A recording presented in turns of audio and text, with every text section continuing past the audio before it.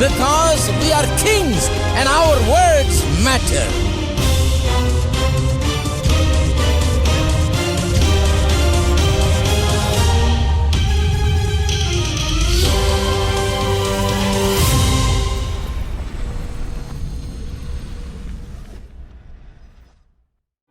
இஸ்ரவேலே கர்த்தரை நம்பு, கர்த்தரை நம்பு, கர்த்தரை நம்பு.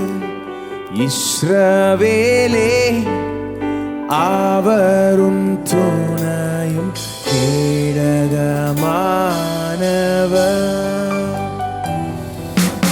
அவரும் துணையும் கேடகமானவர்.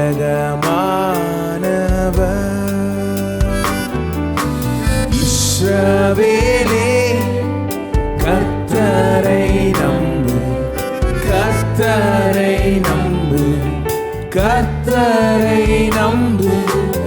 இஸ்ரவேலே அவரும் துணையும் கேடகமானவர்,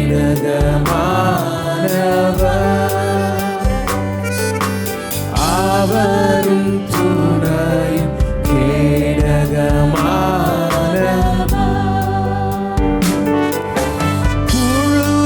புழுதியிலிருந்து தூக்கி விடுவார், குப்பையிலிருந்து உயர்த்திடுவார். புழுதியிலிருந்து தூக்கி விடுவார், குப்பையிலிருந்து உயர்த்திடுவார்.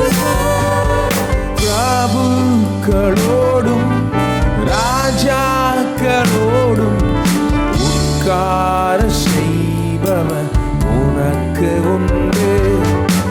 பிரபுக்களோடும் ராஜாக்களோடும் உட்கார செய்பவன் உனக்கு உண்டு. இஸ்ரவேலே கர்த்தரை நம்பு, கர்த்தரை நம்பு, கர்த்தரை நம்பு. இஸ்ரவேலே அவரும் துணையும் கேடகமானவர்.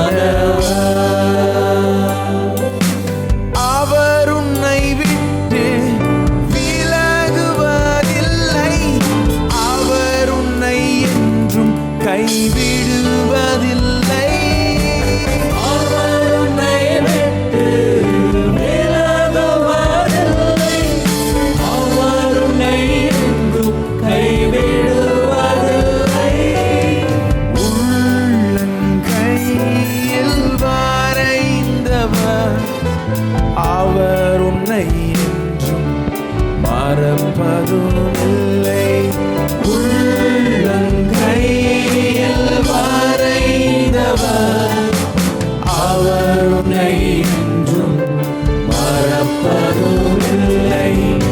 இஸ்ரவேலே கர்த்தரை நம்பு, கர்த்தரை நம்பு, கர்த்தரை நம்பு.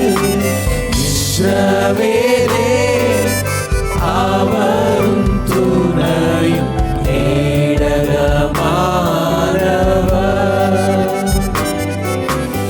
அவரும் துணையும் கேடகமானவர்.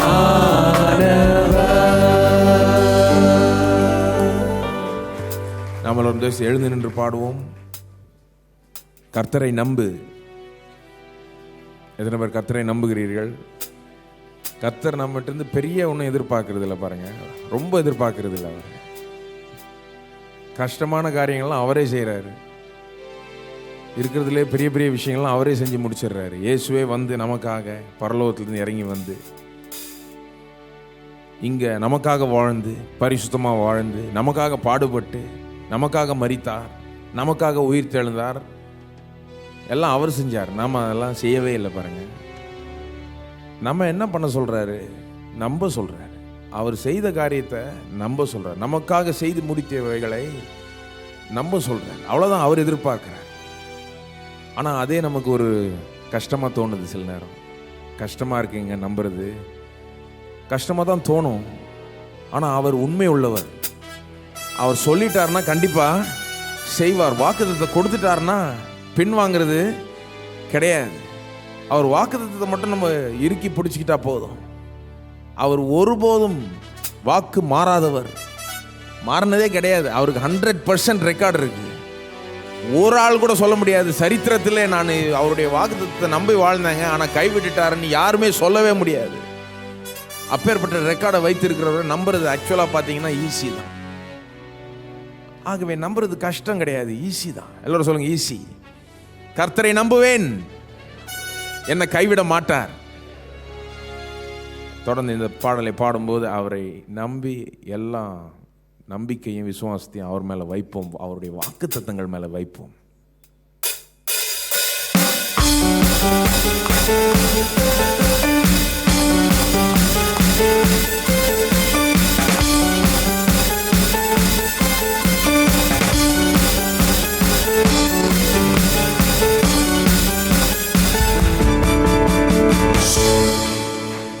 சோர்ந்து போகாதே, சோர்ந்து போகாதே, சோர்ந்து போகாதே.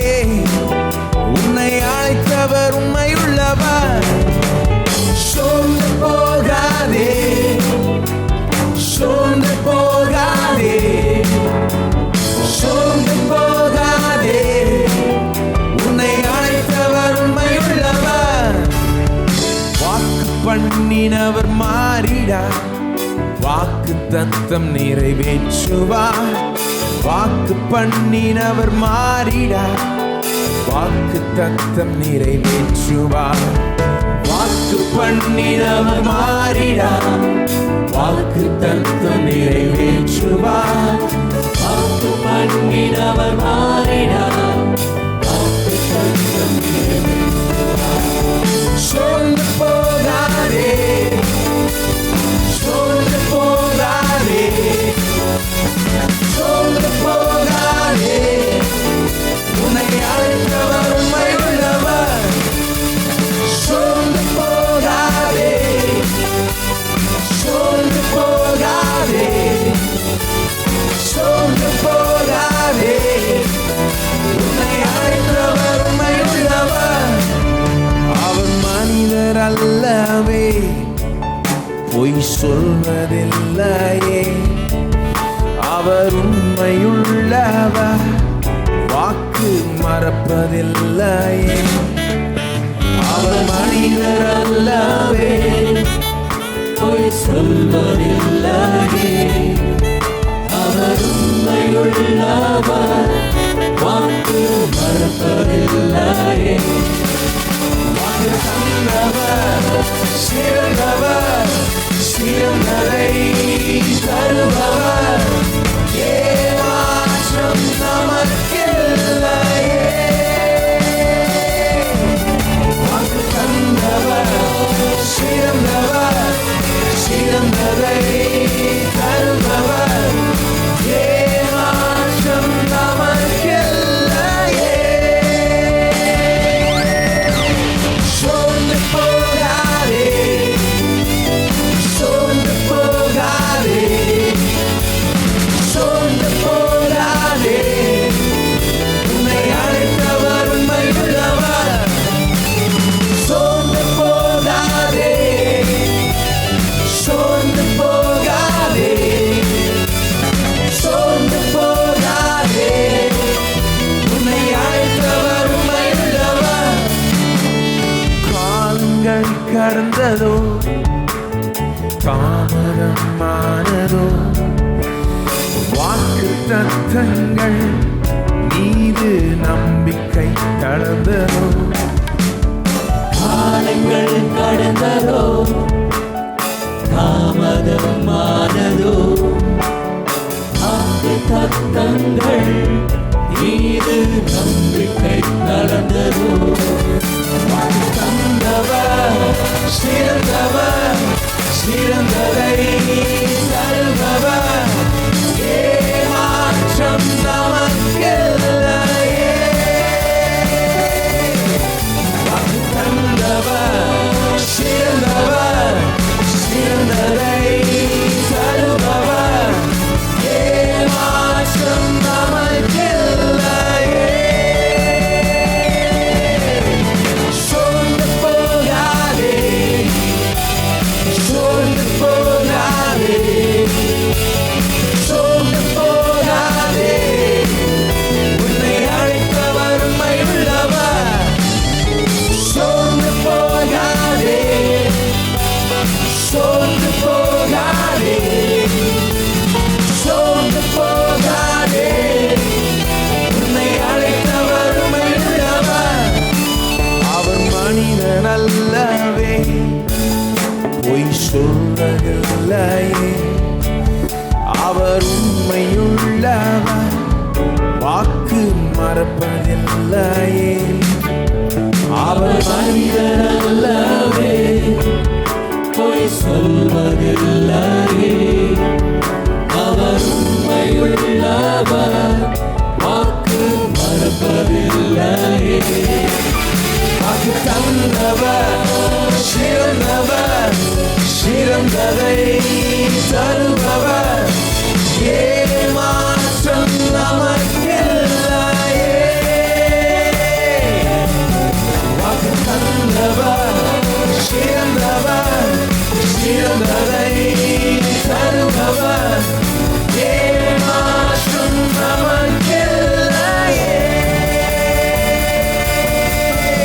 சோர்ந்து போகாதே, சோர்ந்து போகாதே, சோர்ந்து போகாதே, உன்னை அழைத்தவர் உண்மை உள்ளவர். சோர்ந்து போகாதே, சோர்ந்து போகாதே, சோர்ந்து போகாதே, உன்னை அழைத்தவர் உண்மை உள்ளவர். சோர்ந்து போகாதே, சோர்ந்து போகாதே, சோர்ந்து போகாதே, உன்னை அழைத்தவர் உண்மை உள்ளவர். சோர்ந்து போகாதே, சோர்ந்து போகாதே, சோர்ந்து போகாதே, உன்னை அழைத்தவர் உண்மை உள்ளவர். சோர்ந்து போகாதே, சோர்ந்து போகாதே, சோர்ந்து போகாதே, உன்னை அழைத்தவர் உண்மை உள்ளவர். சோர்ந்து போகாதே, சோர்ந்து போகாதே, சோர்ந்து போகாதே, உன்னை அழைத்தவர் உண்மை உள்ளவர். கரங்களை தட்டி மகிமைப்படுத்துவோம். உண்மை உள்ளவர், வாக்கு மாறாதவர், மறக்காதவர். கர்த்தாவே, எங்களுடைய கண்கள் உண்மையது இருக்கிறது, உம்முடைய வாக்குத்தத்தின் மீது இருக்குது ஆண்டவரே, உம்முடைய வார்த்தையின் மீது இருக்கிறது. உம்முடைய வார்த்தை சர்வ வல்ல ஒரு வார்த்தையாக இருக்கிறது. அந்த வார்த்தை கொண்டுதான் இந்த உலகங்கள் சிருஷ்டிக்கப்பட்டது. அந்த வார்த்தை கொண்டுதான் எங்களுடைய வாழ்க்கை மலரும், எங்களுடைய சரீரங்கள் சுகமாகும், எங்களுடைய ஆத்துமாக்கள் நிறைவடையும். உம்முடைய வார்த்தை எங்களுக்கு எல்லாவற்றுக்கும் எல்லாமாய் இருக்கிறது ஆண்டவரே. அதையே நம்பி இருக்கிறோம், அதையே சார்ந்து இருக்கிறோம்.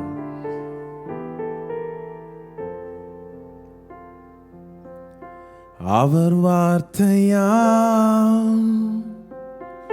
பயமில்லை என்னிலே, அவர் வார்த்தையால் அழிவில்லை மண்ணிலே, அவர் வார்த்தையால் ஐஸ்வர்யம் வாழ்விலே, அவர் வார்த்தையால் சுகமென்றும் பூவிலே, அவர் வார்த்தையால் ஜெயமாய் முன்னேறுவே, அவர் வார்த்தையால் மீட்பை பெற்றே, அவர் வார்த்தையால் ஜெயமாய் முன்னேறுவே, அவர் வார்த்தையால் மீட்பை பெற்றே, அவர் வார்த்தையால் பயமில்லை என்னிலே, அவர் வார்த்தையால் அழிவில்லை மண்ணிலே, அவர் வார்த்தையால் ஐஸ்வர்யம் வாழ்விலே, அவர் வார்த்தையால் சுகமென்றும் பூவிலே, அவர் வார்த்தையால் ஜெயமாய் முன்னேறுவே, அவர் வார்த்தையால் மீட்பை பெற்றே, அவர் வார்த்தையால் ஜெயமாய் முன்னேறுவே, அவர் வார்த்தையால் மீட்பை பெற்றே. பயமில்லை அவர் வார்த்தையால் பயமில்லை என்னிலே, அவர் வார்த்தையால் அழிவில்லை மண்ணிலே, அவர் வார்த்தையால் ஐஸ்வர்யம் வாழ்விலே, அவர் வார்த்தையால் சுகமென்றும் பூவிலே, அவர் வார்த்தையால் ஜெயமாய் முன்னேறுவே, அவர் வார்த்தையால் மீட்பை பெற்றே, அவர் வார்த்தையால் ஜெயமாய் முன்னேறுவே, அவர் வார்த்தையால் மீட்பை பெற்றே, ஜெயமாய் முன்னேறுவே, அவர் வார்த்தையால் ஜெயமாய் முன்னேறுவே, அவர் வார்த்தையால் மீட்பை பெற்றே, அவர் வார்த்தையால் ஜெயமாய் முன்னேறுவே, அவர் வார்த்தையால் மீட்பை பெற்றே.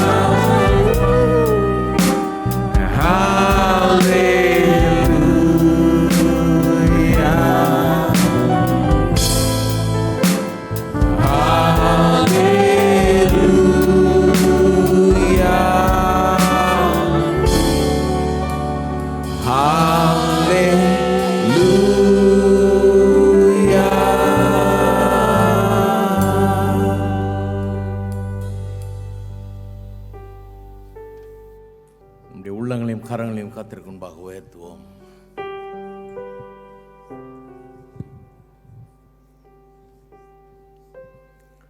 கர்த்தரை நாம் துதிப்போம். இந்த காலை வேளையில் வாக்கு பண்ணினவர் மாறிடார். அவர் நல்லவர், பெரியவர், வல்லவர், போதுமானவர், போதுமானவருக்கு மிகவும் அதிகமானவர் அவர். ஹல்லேலூயா. அவரை துதியுங்கள். பிரச்சனைகள் மேலிருந்து கவனத்தை எடுத்துட்டு அவர் மேலே வையுங்கள். அவருடைய அன்பின் மீது வையுங்கள். அவருடைய இரக்கம், தயவு, அதன் மீது வையுங்கள் கண்களை. ஸ்தோத்திரம். பரலோக பிதாவே, துதிக்கிறோம், ஸ்தோத்தரிக்கிறோம். இந்த காலை வேளையிலே நன்றியுள்ள இறுதித்தோடு துதிக்கிறோம் ஆண்டவரே. எங்கள் மத்தியில் நீர் பிரசன்னமாக இருக்கிறபடியால் உமக்கு ஸ்தோத்திரம். இருக்கிற ஒவ்வொருவரையும் நீர் காண்கிறீர், அறிந்திருக்கிறீர். தேவைகளெல்லாம் சந்திக்க நல்லவராயும் வல்லவருமாய் இருக்கிறீர். நான் கேட்கிறதுக்கு முன்பாகவே தருகிறவர், கேட்கிறதை காட்டிலும் மிகவும் அதிகமாய் செய்கிறவர், நினைக்கிறதுக்கும் கேட்கிறதுக்கும் மிகவும் அதிகமாய் செய்கிறவர் நீர். துதிக்கிறோம். அப்படியே செய்வீராக. உம்மை குறித்த காரியங்களை விளங்கிக் கொள்ளும்படியாக எங்கள் மனக்கண்கள் பிரகாசம் அடையட்டும். பரிசுத்த ஆவியானவர் வெளிச்சத்தை தரட்டும். சகல சத்தியத்துக்குள்ள நடத்துவீராக. சத்தியத்தை அறிவீர்கள், சத்தியம் உங்களை விடுதலையாக்கும் என்று சொன்னீரே. அப்படிப்பட்ட ஒரு விடுதலை அநேகருக்குள்ளே இன்றைக்கு உண்டாகட்டும். உமக்கு எல்லா கன மகிமை துதி ஸ்தோத்திரங்களை ஏறெடுக்கிறோம். இயேசுவின் நாமத்தில் ஜெபிக்கிறோம். ஆமென். நாம் உட்காருவோம்.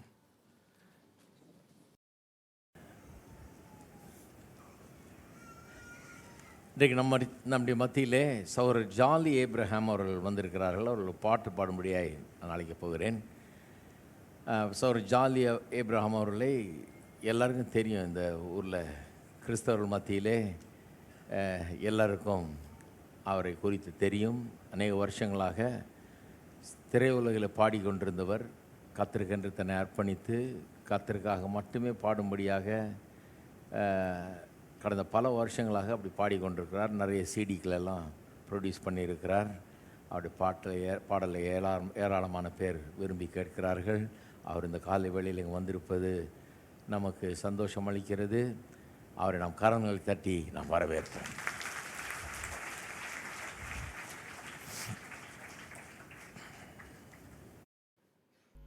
ஹல்லேலூயா.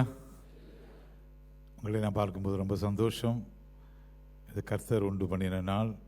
இன்றைக்கு இங்கே வந்து நான் பாட வேண்டும் என்பதை கர்த்தருடைய சித்தத்தின்படி நான் இங்கே வந்திருக்கிறேன். இங்கே பாடுவதற்கு முன்பாக உங்களை ஒரு விழாவுக்கு நான் அழைக்க விரும்புகிறேன். கடந்த 15 வருடங்கள் நாங்கள் நடத்தின ஒரு பெரிய இசை விருந்துக்கு உங்களை அன்போடு அழைக்கிறோம். வருகின்ற 6ஆம் தேதி, மே மாதம் 6ஆம் தேதி ஃப்ரைடே மாலை 6 மணி முதல் மறுநாள் காலை 6 மணி வரைக்கும் 12 மணி நேரம் செயின்ட் ஜார்ஜ் ஸ்கூல் கிரவுண்ட்ஸில் மியூசிக் ஏர் என்ற பெயரில் ஒரு இன்னிசை ஆராதனை நடைபெறப் போகிறது. அந்த விழாவுக்கு உங்கள் அனைவரையும் அன்போடு அழைக்கிறோம். பெரிய பெரிய பாடகர்கள் எல்லாம் பங்கேற்கிறார்கள். அவரெல்லாம் ஆண்டவராகிய இயேசு கிறிஸ்துவின் பாடல்கள் மட்டும்தான் பாடப்போகிறார்கள். ஹல்லேலூயா. உங்கள் அனைவரையும் அன்போடு அழைக்கிறோம். இன்றைக்கு அந்த விழா முற்றிலும் இலவசம். நீங்கள் அனைவரும் வர வேண்டும். அநேக ஏழை எளிய மக்களை நாங்கள் தங்குகின்ற அந்த விழாவின் நாள் சீதோஷ்ணத்தை ஆண்டவர் நல்ல சீதோஷ்ணத்தை தர வேண்டும். அதனுடைய தேவைகளை எல்லாம் சந்திக்க வேண்டும். அதற்காக நீங்கள் ஜெபிக்க வேண்டும். இந்த prayer card you can get it from the counter. So உங்களை மீண்டும் அன்போடு அந்த விழாவுக்கு அழைக்கிறோம். அனைவரும் வருக, ஆசீர்வாதம் பெற்றுக்கொள்ளுங்கள். இன்றைக்கு உங்களோடு சேர்ந்து நான் ஒரு பாடலை பாட விரும்புகிறேன். நீங்களும் என் கூட சேர்ந்து பாட வேண்டும்.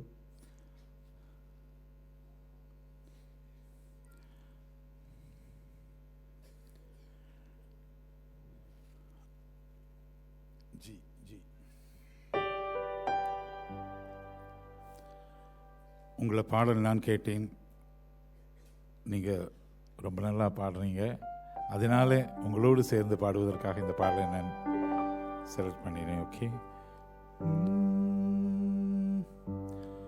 நீங்க பாட வேண்டியது ஆராதனை ஆராதனை ஆராதனை ஆராதனை, அவ்வளவுதான். ஓகே, ஆராதனை ஆராதனை ஆராதனை ஆராதனை ஆராதனை ஆராதனை ஆராதனை ஆராதனை ஆராதனை ஆராதனை ஆராதனை ஆராதனை. பயப்படாமல் பாடுங்க, சந்தோஷமா பாடுங்க. 1 2 3 4. ஆராதனை ஆராதனை ஆராதனை ஆராதனை ஆராதனை ஆராதனை ஆராதனை ஆராதனை ஆராதனை.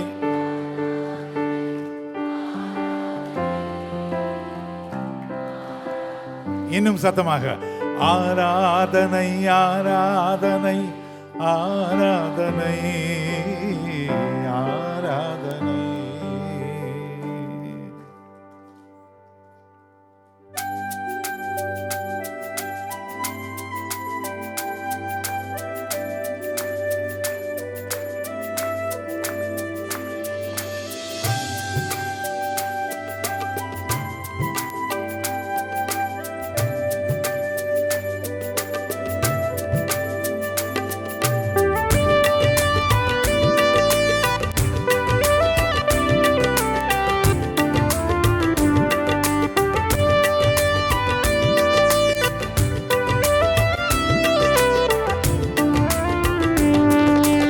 ஆராதனை ஆராதனை ஆராதனை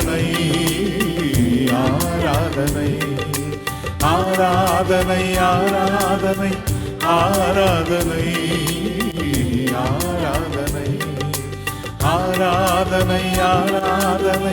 ஆராதனை ஆராதனை ஆராதனை ஆராதனை ஆராதனை ஆராதனை ஆராதனை. தேவனுக்கு ஆராதனை, இயேசுவுக்கு ஆராதனை, பரிசுத்த ஆவிக்கு ஆராதனை, தேவனுக்கு ஆராதனை, இயேசுவுக்கு ஆராதனை, பரிசுத்த ஆவிக்கு ஆராதனை. ஆராதனை ஆராதனை ஆராதனை ஆராதனை ஆராதனை ஆராதனை ஆராதனை ஆராதனை. ஆதிபிதாவுக்கு ஆராதனை, ஆத்துமநேசருக்கு ஆராதனை, ஆறுதலின் ஆவிக்கு ஆராதனை, திரியேக தேவனுக்கு ஆராதனை.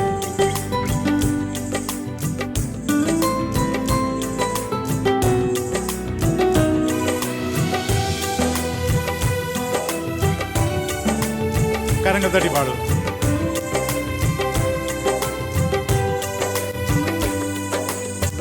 ஆதிபிதாவுக்கு ஆராதனை, ஆத்துமநேசருக்கு ஆராதனை, ஆறுதலின் ஆவிக்கு ஆராதனை, திரியேக தேவனுக்கு ஆராதனை. ஆதிபிதாவுக்கு ஆராதனை, ஆத்துமநேசருக்கு ஆராதனை, ஆறுதலின் ஆவிக்கு ஆராதனை, திரியேக தேவனுக்கு ஆராதனை. ஆராதனை ஆராதனை ஆராதனை ஆராதனை ஆராதனை ஆராதனை ஆராதனை ஆராதனை ஆராதனை.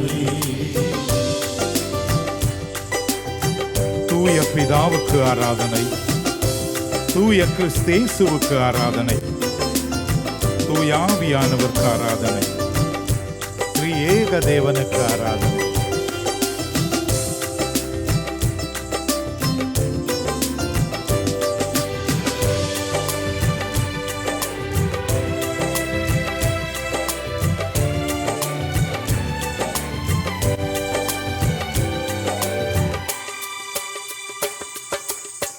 தூய பிதாவுக்கு ஆராதனை, தூய கிறிஸ்தேசுவுக்கு ஆராதனை, தூயாவியானவர்க்கு ஆராதனை, திரியேக தேவனுக்கு ஆராதனை.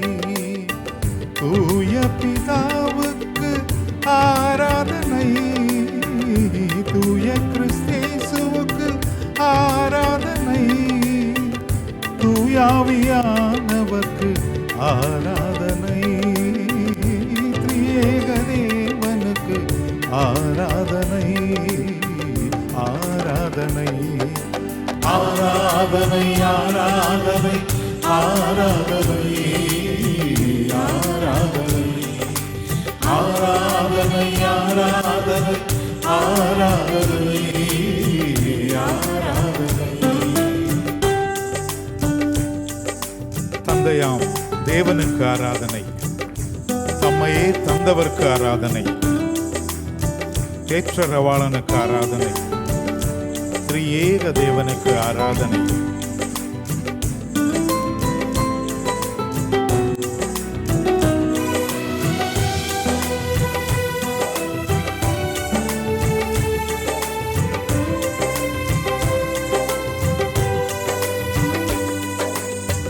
தந்தையாம் தேவனுக்கு ஆராதனை, தம்மையை தந்தவர்க்கு ஆராதனை, தேற்றரவாளனுக்கு ஆராதனை, திரியேக தேவனுக்கு ஆராதனை. தந்தையாம் தேவனுக்கு ஆராதனை, தம்மையை தந்தவர்க்கு ஆராதனை, தேற்றரவாளனுக்கு ஆராதனை, திரியேக தேவனுக்கு ஆராதனை. ஆராதனை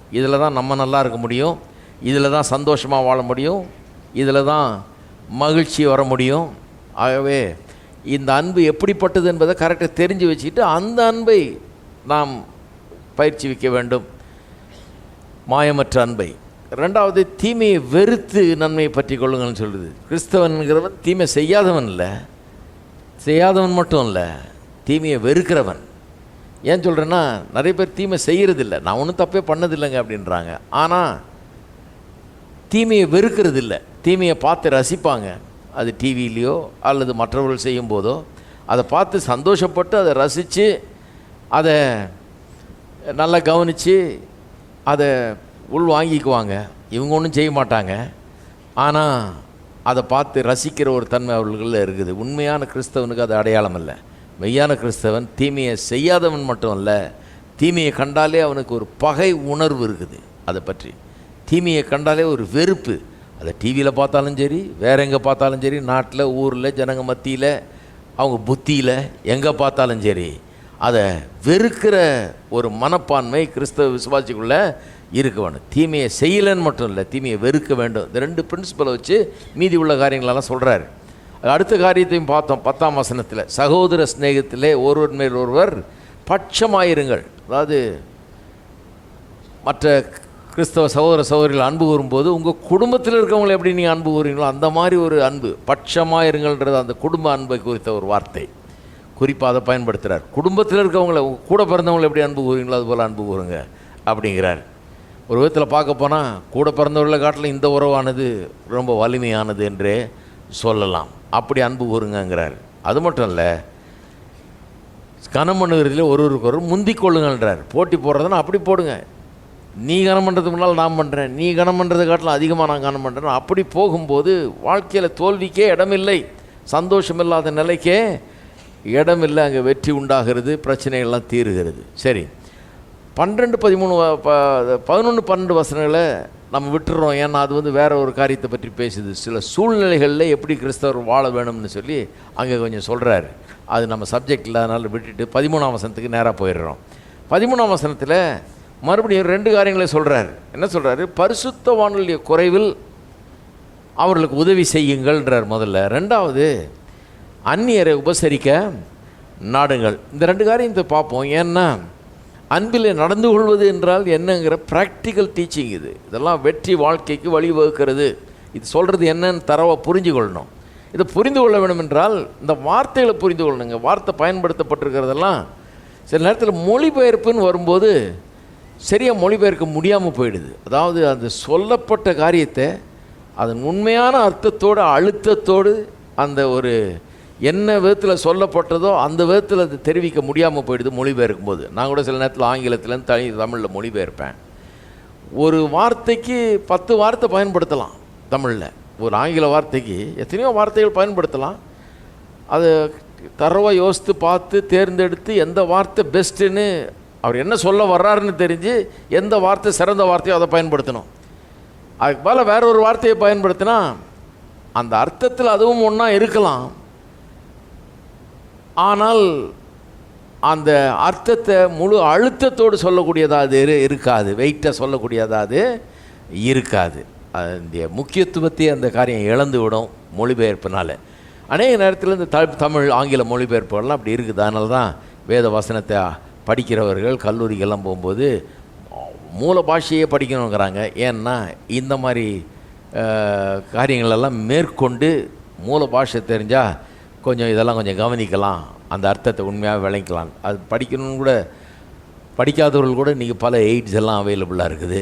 அதில் போய் பார்த்தாலே இதை புரிந்து கொள்ளலாம், எப்படி மொழிபெயர்க்கணுங்கிறத புரிந்து கொள்ளலாம். பல மொழிபெயர்ப்புகள் இருக்குது, அதை பார்த்தாலே நிறைய காரியங்கள் சில நேரத்தில் இது எப்படி சொல்லணுங்கிறது வெளிவந்து விடுகிறது. சரி, அதனால் இந்த வார்த்தைகளை டேர்ம்ஸை கவனிப்போம். வார்த்தைகள் இங்கே சொல்லப்பட்டிருக்கிற வார்த்தைகளை கவனித்தா தான் என்ன சொல்ல வர்றாருன்னு தெரியும். என்ன சொல்கிறார்? முதல்ல பரிசுத்தவான்களுடைய குறைவில் அவர்களுக்கு உதவி செய்யுங்கள். முதல்ல உதவி செய்யுங்கள்ங்கிற வார்த்தையை கொஞ்சம் கவனிங்க. ஏன்னா முதல்ல இதெல்லாம் வார்த்தையெல்லாம் கவனிச்சுட்டு அப்புறம் தான் இதில் இருக்கிற போதனை என்னன்னு கவனிக்கணும். உதவி செய்யுங்கள்னு இருக்குது, ரொம்ப வீக்கான வார்த்தை அது. உதவி செய்யுங்கள்ங்கிறது அதில் அந்த அர்த்தத்தில் ஒன்றா இருக்கலாம், ஆனால் அது பத்தாது, அது போதாது. உதவி செய்யுங்கள்ன்றத அந்த விதத்தில் அவர் சொல்ல வரல. பரிசுத்தவான்களுடைய குறைவிலே அவர்களுக்கு உதவி செய்யுங்கள்ன்றது கரெக்டு தான். ஆனால் அதை காட்டில் இன்னும் அழுத்தமாக ஒரு காரியத்தை சொல்கிறாரு. அதை இங்கே கொண்டு வர முடியல இந்த மொழிபெயர்ப்பினால. வெறும் உதவி செய்யுங்கள்னு சொல்லி விட்டுட்டாங்க. என்ன சொல்ல வர்றாரு? வெறும் உதவி செய்யுங்கள்னு சொல்ல வரலையாம். என்ன சொல்ல வர்றாருன்னா, அவருடைய கஷ்டத்திலே அல்லது அவருடைய குறைவிலே, அவருடைய பிரச்சனை நேரத்தில் அவர்களுக்கு ஏற்படுகிற அந்த குறைவில் உதவி செய்யுங்கள்ன்று வந்திருக்கீங்க. ஆனால் உண்மையாக என்ன சொல்ல வர்றாராம்? அவருடைய குறைவின் மத்தியிலே, அவருடைய கஷ்ட நேரத்தில், அவருடைய கஷ்டத்தோடு குறைவோடு நீங்கள் பங்கு பெறுங்கள். அதாவது என்ன அர்த்தம்? அந்த கஷ்டம் உங்களுடைய கஷ்டம் மாதிரி நினையுங்கள். அந்த கஷ்டத்தை உங்களுடைய துன்பமாக நினச்சி, உங்களுடைய கஷ்டமாக நினச்சி, அந்த விதத்திலே அதில் பங்கு கொள்ளுங்கள். பங்கு கொள்ளும்போது உதவி செய்வோம். அந்த உதவி செய்வோன்ற அர்த்தம் வருது அல்ல. ஆனால் உதவி செய்வோங்கிறது எவ்வளோ வீக் பாருங்கள் இதோட கம்பேர் பண்ணால். என்ன சொல்ல வர்றாருன்னா, அவருடைய குறைவிலே நீங்கள் பங்கு பெறுங்கள். உலகம் எப்படிப்பட்டது பாருங்கள். உலகத்துக்கு ஆப்போசிட் வேதம். கிறிஸ்தவ வாழ்க்கைங்கிறது அதுதான் பாருங்கள். இங்கே சொல்கிறதுபடி வாழ்ந்தால் உலகத்தில் ஒளி விட்டு பிரகாசிக்கிறவர்களாக நம்ம இருப்போம். டோட்டலாக வித்தியாசமானவர்களாக இருப்போம். உலகம் எப்படிப்பட்ட ஃபிலாசபின்னா, கஷ்ட நேரத்தில் வந்து பங்கு பெறதுக்கு யாரும் வரமாட்டான், பக்கத்துலேயே வரமாட்டான். உங்கள் கையில் காசு நிறையா இருந்ததா மொக்கிற மாதிரி ஒரு கூட்டம் கூடும் உங்களுக்கு. இதுவரை வராத சொந்தக்காரன்னா வர ஆரம்பிப்பாங்க. இது வரைக்கும் நம்மளை சொந்தக்காரனோட கண்டுக்காதவன் அவர் என் சொந்தக்காரன்னு சொல்லிக்குவான். ஏன்னா இப்போ நல்லா இருக்கீங்க இல்லையா, இப்போ ஓஹோன்னு இருக்கிறதுனால அந்த மாதிரி சொல்லிக்குவாங்க. இதெல்லாம் இருக்குது பாருங்கள். உலகம் அப்படிப்பட்டது. உலகம் என்னென்னா, யார்கிட்ட எல்லாம் இருக்குதோ அவனோட போய் ஒட்டிக்கணும். மொக்கிற மாதிரி தான். அங்கே போய் சேர்ந்துக்கணும், அங்கே போய் குடிக்கணும் அப்படிங்கிற ஒரு எண்ணம். இல்லாதவனை பார்த்தா ஒதுங்கிடுவாங்க. இல்லாதவன் ரொம்ப ஜாக்கிரதையாக இருக்க வேண்டியதாக இருக்குது இந்த உலகத்தில். நீங்கள் உங்களுக்கே தெரியும், நம்மகிட்ட இல்லைன்னா இன்னொருத்தன்ட்ட போகிறதுக்கு இருக்கிறவன்ட்ட, நம்ம சொந்தக்காரன் தெரிஞ்சவன்ட்ட போகிறது கூட கஷ்டப்படுவோம். ஏன்னா அவன் நம்மளை பார்க்கும்போதே ஒரு மாதிரி ஒதுங்குவான். வந்துட்டான்ப்பா, ஏதோ கேட்க வந்திருக்கான் போல இருக்குது, ஏதோ வாங்க வந்திருக்கான் போல இருக்குது அப்படிங்கிறத நம்மளை பார்த்து ஒதுங்கி போவோம். அதனால் அவனை பார்த்தா நம்ம ஜாக்கிரதையாக இருக்க வேண்டியதாக இருக்குது. ஏன்னா இந்த இன்சல்ட்டை நம்ம வாங்கிக்கிறோம். உலகம் அப்படி தான் இருக்குது. ஆனால் கிறிஸ்தவம் அப்படி இல்லை. கிறிஸ்தவம் அப்படி கஷ்டப்படுறவனோட போய் சேர்ந்துக்க சொல்லுது. அவனுடைய கஷ்டத்தில் நம்ம பங்கு பெற சொல்லுது. வெறும் அவனுக்கு போய் ஒரு 5-10 கொடுன்னு மட்டும் இல்லை, வெறும் அந்த அளவில் இல்லை, உதவி செய்யணும். ஆனால் அவனுடைய கஷ்டத்தை நம்முடைய சொந்த கஷ்டமாக, நம்முடைய துன்பமாக, நம்முடைய பிரச்சனையாக எடுத்துக்கொண்டு அவனுடைய வேதனையை நாமும் உணர்ந்து அவனுக்கு செய்கிற உதவியை நாம் செய்ய வேணும் என்ற அர்த்தத்தில் தான் இங்கே சொல்ல வர்றார். சரியான வார்த்தை என்னென்னா, இதில் சரியான வார்த்தை என்ன வார்த்தை பயன்படுத்தலாமா? நம்ம பவுல் ஆசீர்வாதம் கூறுறார் இல்லையா, நம்ம சபையில் கூட ஆசீர்வாதம் கூறும்போது என்ன சொல்கிறோம்? நம்முடைய கர்த்தராகிய இயேசு கிறிஸ்துவினுடைய கிருபையும் பிதாவாகிய தேவனுடைய அன்பும் பரிசுத்த ஆவியானவருடைய ஐக்கியமும். அந்த வார்த்தை தான். அவனுடைய கஷ்டத்தில் அவனோட ஐக்கியம் கொள்ளுங்கள்ன்ற விதத்தில் தான் வருதான் அது. அந்த மூல பாஷையில் உள்ள வார்த்தை ஐக்கியம் கொள்றதை பற்றி. Fellowship with the other person in is sufferings. அவனுடைய துன்ப நேரத்தில், கஷ்ட நேரத்தில் ஒரு ஃபெல்லோஷிப். ஃபெல்லோஷிப்புங்கிற வார்த்தை நம்முடைய சபை பேர்லேயே இருக்குது, ஃபெல்லோஷிப்புன்னு. ஃபெல்லோஷிப்னா என்ன? எல்லாம் சும்மா கூடி வந்துட்டு ஹாய் பாய்ன்னு சொல்லிட்டு போகிறதில்ல. ஃபெல்லோஷிப்னா என்ன? ஏதோ பார்த்தா எனக்கு தெரியுங்க, நாங்கள்லாம் ஒரே சர்ச் தான், அதே ஃபெல்லோஷிப் தான் போகிறோம் அப்படின்றது இல்லை. ஃபெல்லோஷிப்புங்கிற வார்த்தையை ரொம்ப சீப்பாக்கிட்டோம் இப்போது. ஃபெல்லோஷிப்னா என்ன? இதுதான் ஐக்கியம். ஐக்கியம்னா என்ன? ஒன்றாயிடுறது. ஒரு ஆளோட அவருடைய கஷ்ட நஷ்டங்களில் கலந்து கொள்வது, ஒன்றாகி விடுகிறது. அந்த அர்த்தத்தில் தான் இதை வியாக்கியானம் பண்ணணும்னு சொல்கிறாங்க. அப்போ எப்படி அதை வாசிக்கணும்? பரிசுத்தவான்களுடைய குறைவிலே அவர்களோடு ஐக்கியமாகுங்கள். அவங்களுக்கு உறுதுணையாக இருங்க, அவங்களோட சேர்ந்துக்குங்க, உங்கள் பலத்தை அவங்களுக்கு கொடுங்க, உங்கள் ஆதரவை அவங்களுக்கு காண்பீங்க, அவங்கள தோள் கொடுத்து தூக்கி நிறுத்துங்கள். அந்த விதத்தில் தான் சொல்ல வர்றாரு. ஆனால் ரொம்ப ஸ்ட்ராங்கான வேர்டு, அதை உதவி செய்யுங்கள்னு லேசாக சொல்லி விட்டாங்க. அதனால தான் அதை கவனிக்க வேண்டியதாக இருக்குது. ரெண்டாவது, அவர்களுடைய குறைவிலே அப்படின்னு சொல்லப்பட்டிருக்குது. பரிசுத்தவான்களுடைய குறைவிலே. குறைவிலேங்கிறது என்னத்தை குறிக்கிறது? அவருடைய அடிப்படை தேவைகளை குறிக்கிறது. எல்லாத்துலேயும் இல்லை, குறைவில். அவருடைய அடிப்படை தேவை கூட இல்லாமல், அல்லது சாப்பாடு கூட இல்லாமல், ஒரு தங்க இடம் கூட இல்லாமல், ஒரு துணிமணி கூட இல்லாமல், ஒன்று கையில் ஒன்றுமே இல்லாமல் இப்படி அவதிப்பட்டு ஒரு அவல நிலையில் இருக்கிற ஒரு மனுஷனுக்கு அவனுடைய குறைவிலே நீங்கள் அவனோடு கூட ஐக்கியம் கொள்ளுங்கள் என்று சொல்லி அந்த பேசிக் நெசசிட்டிஸ், அடிப்படை தேவைகளை குறிக்கும் முன்னுமாக அந்த குறைவிலே என்கிற வார்த்தை பயன்படுத்தப்படுகிறது. குறைவில் ரொம்ப நாம் எப்படி நடந்து கொள்கிறோம்ன்றது ரொம்ப முக்கியமானதாக இருக்குது. அது மட்டும் இல்லாமல் பரிசுத்தவான்கள்ன்ற வார்த்தை பயன்படுத்தப்படுகிறது. பரிசுத்தவான்களுடைய குறைவிலே அவர்களுக்கு உதவி செய்யுங்கள். பரிசுத்தவான்கள்ன்ற வார்த்தையை பார்ப்போம். இதெல்லாம் இன்றைக்கி குழப்பம் பாருங்கள். பரிசுத்தவான்கள்னால் ஏன் இன்றைக்கி விளக்க வேண்டியதாக இருக்குதுன்னா, நிறைய பேர் என்ன நினச்சிக்கிறாங்க, பரிசுத்தவான்கள்னால் அவர் செத்து குறைச்சது ஒரு 1000 வருஷமாவது இருக்கும், அவரை சபை இப்போது பரிசுத்தவான்னு அறிவிச்சிருச்சு, பிரகடனப்படுத்திருச்சு, ஆகவே அவர் பரிசுத்தவான், அவருடைய குறைவிலே நாம் அவருக்கு உதவி செய்யுங்கன்னு சொல்லியிருக்குது. பரிசுத்தவான்னா அவங்க ஜனங்க என்ன நினைக்கிறாங்க, இன்னைக்கு கிறிஸ்தவர்கள், நான் பரிசுத்தவான் இல்லை, என் பக்கத்தில் உட்காந்துருக்கிற ஆளும் பரிசுத்தவான் இல்லை, இவனுக்கு தெரியாத எனக்கு, அவனும் பரிசுத்தவான் இல்லை, இவனும் பரிசுத்தவான் இல்லை, அவனும் பரிசுத்தவான் இல்லை, யாரும் பரிசுத்தவான் இல்லை. இப்போ பரிசுத்தவான் யார்? செயின்ட் சோன்சோ. எப்போ இருந்தார் அவர்? 9ஆம் நூற்றாண்டில் வாழ்ந்தார். அவருக்கு எப்படி நான் உதவி செய்கிறது? ஹலோ, அவர் போய் சேர்ந்துட்டாரு. அந்த செயின்ட்டை சொல்லலைங்க, அந்த பரிசுத்தவான்களுக்கு உதவி செய்யுங்கள்னு சொல்லலை. புதிய ஏற்பாடின்படி பார்த்தா எல்லா விசுவாசிகளுமே பரிசுத்தவான்கள்.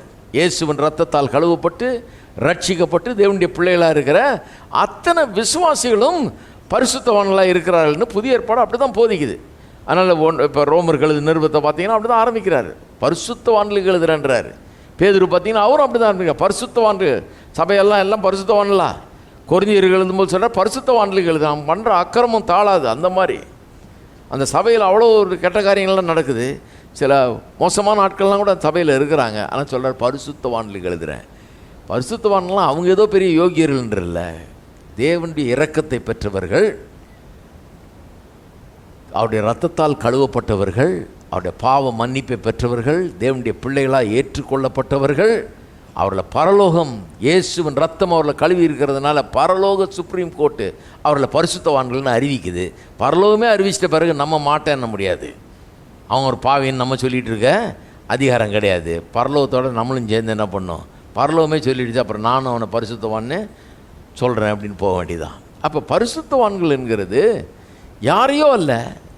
சிலர் நினைக்கிறாங்க ஒரு சபைனா அதில் ஒரு 4 பரிசுத்தவான்கள் தான் இருப்பாங்க, மீதி பேரெல்லாம் பரிசுத்தவான்களே கிடையாதுன்னு. கிடையாது. நம்ம பக்கத்தில் உட்காந்துட்டு இருக்கிற ஆள் பரிசுத்தவான். ஒரு பக்கத்தில் உட்காந்துருக்காரு விசுவாசி, அவங்க யார்?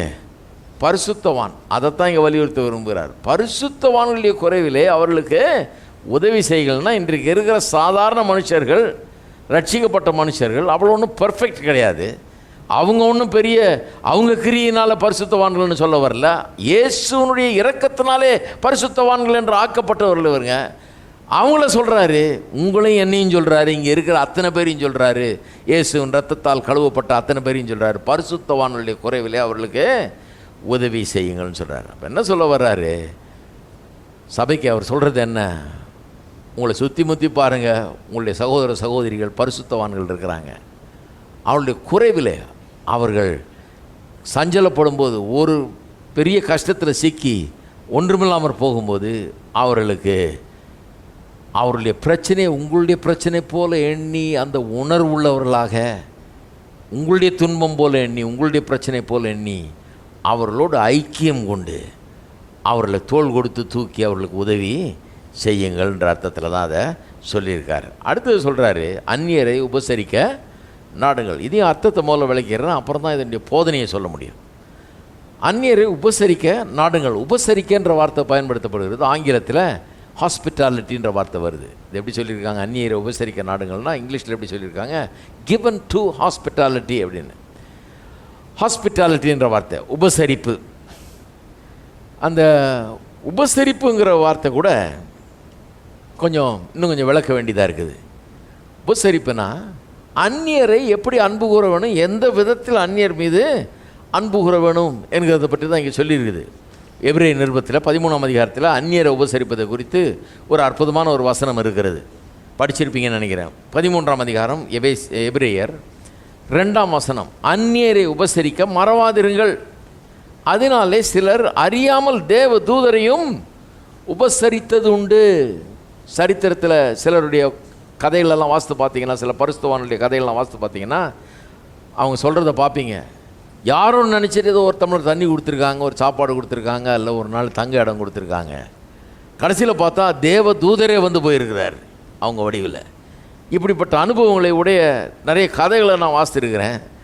எல்லாத்தையும் சொல்ல நேரம் இல்லை. ஆனால் படித்து பாருங்கள், இது மெய்யான ஒரு காரியம். அந்நியரை உபசரிக்க மறக்காதீங்கன்றார். ஏன்னா சிலர் அறியாமல் தேவதூதரையும் உபசரித்தது உண்டு. அந்த காலத்திலே இந்த அனுபவத்தை பெற்றவங்க ஏராளமான பேர் இருந்திருக்காங்க, இந்த காலத்திலையும் இருக்கிறாங்க. இந்த நூற்றாண்டிலேயே அப்படிப்பட்ட சம்பவங்களை நான் கேட்டிருக்கிறேன். சரி, அந்நியரை உபசரிக்கிறது ரொம்ப முக்கியம்னு சொல்லியிருக்குது. ஆனால் அதை சொல்கிறது எப்படி சொல்லியிருக்கு பாருங்கள். அதாவது அந்நியரை உபசரிக்க நாடுங்கள் அப்படின்னு சொல்லியிருக்கு. அந்த உபசரிக்கிறதுங்கிற வார்த்தை எதை குறிக்கிறது? ஒரு ஃபாண்ட்னஸ் அண்ட் அஃபெக்ஷன், ஒரு பிரியத்தை, ஒரு நேசத்தை, அந்நிய மேலே ஒரு பிரியம் வச்சு ஒரு வாஞ்சையாக செய்கிறத குறிக்கிறது. உபசரிப்பு என்று சொன்னால் ஏதோ ஏனோதானன்னு உபசரிக்கிறது இல்லை. ஒரு இடத்துல வருது இல்லையா வசனம் ஒன்று வருது, முறுமுறுப்பு இல்லாமல் உபசரிங்கன்னு. முறுமுறுப்பு இல்லாமல் சிலர் உபசரிப்பாங்க, பார்த்துருங்க. ஆமாம் வந்துட்டார், ஒரு காப்பியை போடு, சீக்கிரம் சீக்கிரம் ஆளை கிளப்பு. முறுமுறுப்போடு உபசரிக்கிறது. முறுமுறுப்பு இல்லாமல் உபசரியுங்கள் அப்படின்னு சொல்லியிருக்கு. அப்போ இந்த உபசரிப்பு எப்படி இருக்கணுன்றது தான் அங்கே ரொம்ப முக்கியம். வெறும் உபசரிப்பு போதாது. ஏதோ வந்தாங்க கை கொடுக்குனேன், வந்தாங்க உட்கார வச்சேன், தண்ணி கொடுத்தேன், அப்படி இல்லை. உபசரிப்பு என்னென்னா அவங்க மேலே ஒரு பெரிய பிரியத்தோடு, வாஞ்சையோடு, நேசத்தோடு, அன்போடு அதை செய்கிறது. அதுதான் குறிக்கிறது. சரி, உபசரிக்க நாடுங்கள்னு வந்திருக்கு தமிழில் அழகா. இங்கிலீஷை விட தேவலாம் தமிழ். சில நேரத்தில் இங்கிலீஷை விட தமிழ் நல்லா வரும், சில நேரத்தில் தமிழை விட இங்கிலீஷ் நல்லா வரும். அதனால தான் ரெண்டுத்தையும் தந்து வச்சுக்கிறது நல்லது. இரண்டும் அறிந்தவர்கள் பாக்கியவான்கள், அவள் சத்தியத்தை அறிவார்கள். ஏன் வசனம் அது? ரெண்டும் தெரிஞ்சால் கொஞ்சம் நல்லது. இதுக்கு மேலே சில பாஷைகள் தெரிஞ்சாலும் நல்லது. பாஷை கற்றுக்கிறதுல ஒன்றும் தப்பு இல்லை. அந்த பாஷை வேணாம், இந்த பாஷை வேணாம், அதெல்லாம் அதுதான் தப்பு. எல்லா பாஷையும் வேணும், அறிவு வளரும் கொஞ்சம். உபசரிக்க நாடுகள்னு வந்திருக்கு தமிழில், பரவாயில்ல. ஆனால் அதை காட்டில் இன்னும் நல்லா புரிந்து கொள்ளணும் அதை. ஏன்னா நாடுகள்னால் கூட அதில் கூட அந்த வெயிட்டாக வரல. அது எந்த ஃபோர்ஸோடு சொல்லப்பட்டிருக்கிறோ அது இன்னும் வரலை. அது கூட ஒரு வீக்கான ஒரு வார்த்தை தான், பலவீனமான ஒரு வார்த்தை தான். என்ன அர்த்தத்தில் சொல்லப்பட்டிருக்குதான் மூல பாஷையில்? அந்நியரை உபசரிக்க நாடுங்கள்ன்றது என்ன அர்த்தத்தில் சொல்லப்பட்டிருக்குதான்? ஆங்கிலத்தில் எப்படி சொல்கிறாங்க? பவுல் என்ன சொல்ல வர்றாரா? Pursue hospitality. பர்சியூன்னு சொன்னால் தீவிரமாய் நாடுங்கள், உபசரிக்கிறத தீவிரமாய் நாடுங்கள். இதுக்கு சில வசனங்களை வாசித்து காமிக்கிற பாருங்கள், அதுலேருந்து புரிஞ்சுக்கும். 1 கொரிந்தியர் 14ஆம் அதிகாரம். ஏன்னா இங்கே நாடுங்கள்னு மொழிபெயர்த்திருக்கிற அதே வார்த்தையை மற்ற இடங்களில் வேறு விதமாக மொழிபெயர்த்திருக்கிறாங்க பாருங்கள். அதை வாசித்த உடனே புரிஞ்சிடும் என்ன அர்த்தம்னு. சில அங்கேருந்து கொண்டு வந்து இங்கே போட்டால் சரியாக போயிடும். 1 கொரிந்தியர் 14ஆம் அதிகாரம் 1ஆம் வசனம், அன்பை நாடுங்கள். அதே மாதிரி தான் சொல்லியிருக்கு, அன்பை நாடுங்கள். இதே வார்த்தை தான் பயன்படுத்தப்பட்டிருக்கு. இங்கே அன்பை பற்றி பேசுது, அன்பை நாடுங்கள். அன்பை நாடுங்கள்னால் என்ன அர்த்தத்தில் சொல்லப்பட்டிருக்கிறது? ஏதோ ஒருத்தர் மேலே ஒருத்தர் அன்பாருங்க, வெறும் அப்படி அல்ல. அன்பை நாடுகள்னு சொன்னால் தீவிரமாக ஒரு பெரிய வாஞ்சையோடு, ஆர்வத்தோடு, கவனத்தோடு, ஒரு பெரும் முயற்சியோடு அதை நாடுகள்ன்ற அர்த்தத்தில் சொல்லப்பட்டிருக்குது. ரொம்ப பிரமாதமான ஒரு பகுதி என்னன்னா பிலிப்பியர் 3ஆம் அதிகாரத்தில் பல முறை இந்த வார்த்தை பயன்படுத்தப்படுகிறது. பிலிப்பியர் 3ஆம் அதிகாரம் 6ஆம் வசனத்திலேருந்து வாசிக்கிறேன் பாருங்கள். 6 பவுல் அப்போஸ்தலன் சொல்கிறாரு பழைய காலத்தில் எப்படி இருந்தாருன்னு. பக்தி வைராக்கியத்தின்படி சபையை துன்பப்படுத்தினவன் தன்னை பற்றி சொல்கிறாரு. நான் யாருன்னு சொல்கிறார், எப்படி இருந்தேன்னு சொல்கிறார். பக்தி வைராக்கியத்தின்படி சபையை துன்பப்படுத்தினவன், அங்கே அந்த வார்த்தை தான் பயன்படுத்தப்பட்டிருக்கிறது. இங்கே துன்பப்படுத்தினவன் மொழிபெயர்க்கப்பட்டிருக்கிறது. என்ன அர்த்தத்தில் அது மொழிபெயர்த்திருக்கிறாங்க? துன்பப்படுத்தினவன்னா, இப்போ நம்ம தெருவில் அந்த காலத்தில் பிரசங்கம் பண்ணுவாங்க, யாராவது வந்து ஒரு கல் எடுத்து அடிப்பான், எங்கேயாவது ஒரு வீட்டில் மறைஞ்சி நின்றுக்கிட்டு ஒளிஞ்சிக்கிட்டு திருண்டு கல்லை தூக்கி அது நம்ம மண்டையை உடைக்காதபடியே அடிப்பான்.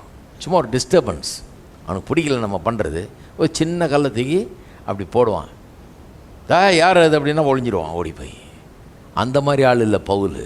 பவுல் எப்படிப்பட்டவர்னா ஒரு பெரிய சுவிசேஷத்தின் எதிர்ப்பாளர், சுவிசேஷத்துக்கு விரோதி. அதை தீவிரமாக எதிர்க்கணும்னு சொல்லி போய் யூத மார்க்கத்தில் தலைவர்களிடத்தில் போய் லெட்டரை வாங்கிக்கிட்டு அதிகாரப்பூர்வமாக இவளை பிடித்து தண்டிக்கணும், கிறிஸ்துவ பிரசங்கிக்கிறவளை பிடித்து தண்டிக்கணும்னு சொல்லி ஒரு லெட்டர் வாங்கிக்கிட்டா அதிகாரப்பூர்வமாக. ஊர் ஊராக போய் அங்கே தங்கியிருந்து ஆளுகளை வச்சு ஊழியக்காரர்களை பிடிச்சி அடித்து உதச்சி கொன்று கூட சேவானை கொல்லும்போது அந்த வஸ்திரத்தை எல்லாம் இவனுடைய பாதபடியில் தான் வச்சுட்டு போனாங்களா எல்லாரும் பாருங்க. இவன் தான் ஆர்கனைசர் போல இருக்கு பவுல். இவர் தான் அங்கே எல்லாம் ஆர்கனைஸ் பண்ணிட்டு வேடிக்கை பார்க்குறாரு, கல்லெறிஞ்சு கொல்றத.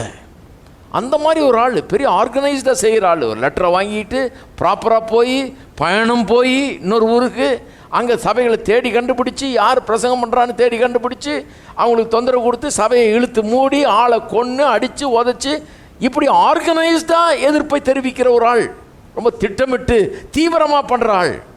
அப்போ என்ன சொல்ல வர்றாரு? சபையை துன்பப்படுத்தினவன்னா என்ன அர்த்தத்தில் சொல்கிறார்? லேசாக துன்பப்படுத்தலை, சும்மா கல் எறிஞ்சிட்டு ஒளிஞ்சிக்கிற ஆள் இல்லை, நான் ரொம்ப தீவிரமாக பண்ணுவேன். இந்த காலத்தில் ஒரு ஆள் பிளேன் டிக்கெட் வாங்கிட்டு இன்னொரு ஊருக்கு போய் ஒரு ஹோட்டலில் தங்கி இருந்து அங்கே 10 ஆளுகளை பிடிச்சி இவனை அடி இவனை ஓத இதை 10 ஏறி அப்படின்னு சொல்கிற மாதிரி, அந்த மாதிரி டைப்பு. ஹலோ, இருக்கிறீங்களா? அந்த மாதிரி பயங்கரமான ஒரு தீவிரமான எதிர்ப்பாளனாக துன்பப்படுத்துகிறவனாக இருந்தேன். இதை கொண்டாந்து அப்படியே ரோமர் 12:13 போட்டிங்கன்னா எப்படி வரும்? அந்நியரை உபசரிப்பதை நாடுங்கள்னு வர்றதுக்கு பல எப்படி சொல்லலாம்? அது அந்நியரை உபசரிப்பதில் தீவிரமாயிருங்கள். தீவிரமாய் பவுல் சபையை துன்பப்படுத்துறதில் காட்டின தீவிரத்தை எதில் காட்டுங்கன்றாரு? அந்நியரை உபசரி தேடி பிடிச்சி அடிக்கிறது, ஆர்கனைஸ் பண்ணி திட்டம் போட்டு கொல்றது, அந்த மாதிரி பண்ணார். இப்போ ஆப்போசிட்டாக ஆகுங்கன்றாரு. உபசரிக்கிறத தேடி பிடிச்சி உபசரிங்க, கண்டுபிடிச்ச ஆளை எப்படி உதவி செய்யலான்னு செய்து அது செய்யுங்கன்றார். அப்படி புரிஞ்சுக்கிட்டா தான் சரியாக வரும். அது 12ஆம் வசனம் பாருங்கள், அதிலேயே சொல்லிகிட்டே போகிறார். பழைய வாழ்க்கையை பற்றி சொன்னார். இப்போ புதுசாக இயேசுவண்டே வந்துட்டார், மாறிட்டார். இப்போ சொல்கிறார் பாருங்க, நான் அடைந்தாயிற்று 12, நான் அடைந்தாயிற்று அல்லது முற்றிலும் தேறினவனானேன் என்று எண்ணாமல் கிறிஸ்து இயேசுவினால் நான் எதற்காக பிடிக்கப்பட்டேனோ அதை நான் பிடித்து கொள்ளும்படி ஆசையாய் தொடருகிறேன். இந்த ஆசையாய் தொடருகிறேன்ற வார்த்தை அதுலேருந்து தான் வருது. நாடுங்கள்னு சில இடத்துல மொழிபெயர்த்திருக்காங்க, அதுதான் இங்கே ஆசையாய் தொடருகிறேன். அந்த வார்த்தையினுடைய ஒரு ஃபார்ம் தான் இது, ஆசையாய் தொடருகிறேன். எது ஆசை, என்னத்தை ஆசையாய் தொடருகிறேன்றாரு? நான் எதற்காக பிடிக்கப்பட்டேனோ அதை நான் பிடித்து கொள்ளும்படி. என்னை கர்த்தர் எதுக்காக அழைச்சிருக்கார்? தாயின் கற்பத்திலேருந்து பிரித்து எடுத்திருக்கிறாரு, அப்போஸ்தலனாக என்னை அழைத்திருக்கிறாரு, எனக்கு இந்த வரங்கள்லாம் கொடுத்துருக்கிறாரு, எனக்கு ஒரு ஊழியத்தை கொடுத்துருக்கிறாரு. என்னை அதுக்காக தான் பிடிச்சார் அவர். அதை நான் பிடிச்சிக்கணும், அந்த லக்கை நான் அடைய வேணும்னு சொல்லி நான் நாடிக்கொண்டிருக்கிறேன். அதை எப்படி நாடுறேன்றாரு? ஆசையாய் தொடருகிறேன், ஆசையாய் தொடருகிறேன். தினந்தோறும் ஊழியத்தை எப்படி செஞ்சாராம்? இது நம்ம தலைவலி செஞ்சு ஆகணும், நம்ம தலை மேலே விழுந்த கடமை அப்படின்னு செய்யல. அவர் எப்படி செஞ்சார்? ஆசையாய். இது கடவுள் என்னை இதுக்காகவே தான் உண்டு பண்ணியிருக்காரு, பிறக்க வச்சிருக்கிறாரு. தாயின் கற்பத்திலே என்னை தெரிந்து கொண்டார், என்னை அழைச்சிருக்கிறாரு. கடவுள் ஒரு நோக்கத்தை வச்சிருக்கிறார், என்ன அவர் அனுப்புகிறாரு. நான் அங்கே போகணும், பிரசங்கம் பண்ணணும், இங்கே போகணும், இதை பண்ணணும் அப்படின்னு சொல்லி ஆசையாய் தொடருகிறார். எதற்காக பிடிக்கப்பட்டாரோ அதை இவர் பிடித்து கொள்ள முடியாது, ஆசையாய் தொடருகிறார். அப்போ அந்நியரை உபசரிக்க நாடுங்கள்ன்றத அப்படி புரிஞ்சுக்கணும். அந்நியரை உபசரிப்பதை ஆசையாய் செய்யுங்கள், வெறுத்த ஆசையோடு அதை செய்யுங்கள்ன்ற அர்த்தத்தில் வருது. ஏன்னா அதே வார்த்தை தான் இங்கே பயன்படுத்தப்படுகிறது. 14ஆம் வசனத்தை பாருங்கள். இதிலேயே கிறிஸ்து இயேசுவுக்குள் தேவன் அழைத்த பரம அழைப்பின் பந்தய பொருளுக்காக லக்கை நோக்கி தொடர்கிறேன். எனக்கு ஒரு டெஸ்டினியை வச்சுருக்கார் கர்த்தர். பரம அழைப்பின் பந்தய பொருள்னு ஒன்று இருக்குது. எனக்கு ஒரு ப்ரைஸ், ஒரு கப்பு காத்துக்கிட்டு இருக்குது. ரேஸை முடிக்கும்போது எனக்கு ஒரு கப்பு கொடுக்கப்பட போகிறது. அந்த ரேஸை நான் முடிக்கணும், இந்த பந்தயத்தை முடிக்கணும். பந்தய பொருள் எனக்காக காத்திருக்குது. அந்த பந்தய பொருளை அடையிறதுக்காக நான் ஓடிக்கொண்டிருக்கிறேன்றாரு. லக்கை நோக்கி தொடருகிறேன். ஓடுற ஆளை கேட்டு பாருங்க, ஏன் அவ்வளோ தலைதெறிக்க ஓடுறான்?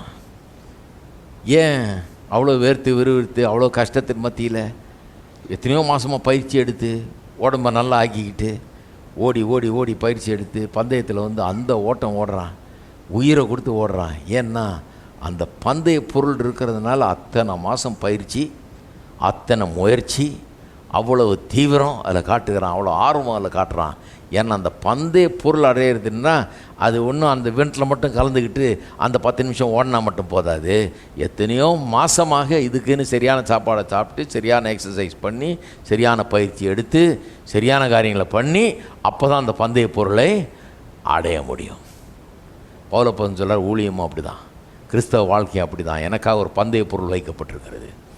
இதை நாடுகிறேன் நான். அந்த பந்தய பொருளை எந்த அளவுக்கு நாடுகிறேன்? இதுக்காக என்னை அர்ப்பணித்து கொண்டேன், இதுக்காக நான் ஜெபிக்கிறேன், இதுக்காக வேத வசனத்தை வாசிக்கிறேன், இதுக்காக கர்த்தருடைய காரியங்களை தியானிக்கிறேன், இதுக்காக நான் ஆர்வமாய் இதில் ஈடுபடுகிறேன். ஏன்னா அந்த லக்கை நான் அடைய வேண்டும், அந்த பந்தய பொருளை அடைய வேண்டும்னு சொல்லி என்னை அர்ப்பணித்து கொண்டு, ஏதோ ஒரு நாள் 2 நாள் மட்டும் அர்ப்பணிப்பு இல்லை, ஒவ்வொரு நாளும் என்னை அர்ப்பணித்து கொண்டு அதுக்காக நான் ஓடிக்கொண்டிருக்கிறேன் என்கிறார். எத்தனை பேருக்கு விளங்குது? அந்த அர்த்தத்தில் தான் புரிந்து கொள்ளணும். அந்நியரை உபசரிக்க நாடுங்கள். என்ன அர்த்தம்? தீவிரமாக, முழு வாஞ்சையோடு, ஆசையோடு, ஆர்வத்தோடு, தீவிரமாய் அதை செய்ய வேணும். அந்நியரை உபசரிக்கிறத அந்த விதத்தில் செய்ய வேணும் என்று வேதவசனம் சொல்லுகிறது. 1 பேதுரு 4ஆம் அதிகாரம். இங்கே தான் நான் சொன்ன அந்த வசனம் வருது, முறுமுறுப்பு இல்லாமல் செய்யுங்கன்னு. இது ஆப்போசிட் வசனம். 1 பேதுரு எப்படி உபசரிக்கக்கூடாதுன்னு. ரோமர் 12:13 எப்படி உபசரிக்கணும்னு சொல்லுது, எப்படி உபசரிக்கக்கூடாதுன்னு சொல்லி இதையும் பார்த்தா தான் நல்லா விளங்கும் அது. 1 பேதுரு 4:9 முறுமுறுப்பு இல்லாமல் ஒருவர் உபசரியுங்கள். எப்படி உபசரிக்கணுமா?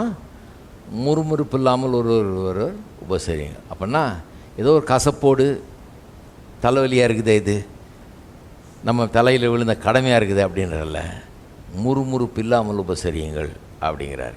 சரி, இன்னும் ஒரே ஒரு வசனம் 2 தீமோத்தேயு.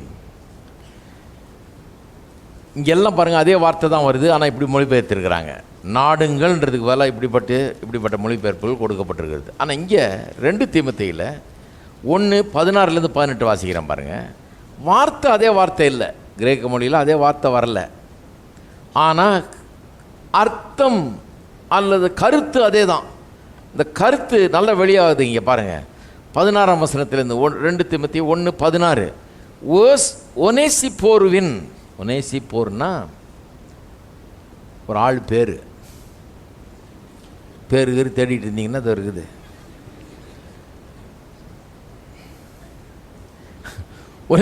ஒனேசிப்போருவின் வீட்டார் நல்ல ஒரு அற்புதமான மனுஷனாக இருப்பார் போல இருக்குது.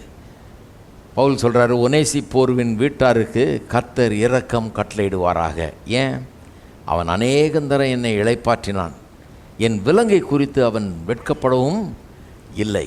அதாவது பவுல் சிறைச்சாலையில் இருந்தப்போ விலங்கு கட்டி அவர் உள்ளே வச்சுருக்காங்க. இவரை பார்த்து ஒதுங்கி போல. நிறைய பேர் சிறைச்சாலையில் விலங்கு கட்டி உள்ளே உட்கார வச்சுன்னா நம்மளை தேடி யாரும் வரமாட்டாங்க. அங்கே பங்களாவில் இருந்தால் வருவாங்க, ஆனால் அங்கே யாரும் தேடி வரமாட்டாங்க. ஏன்னா அவமானம், இந்த ஆளுகிட்டியா போகிற, இந்த ஆளுடைய ஐக்கியம் வச்சிருக்கிற அப்படின்னு.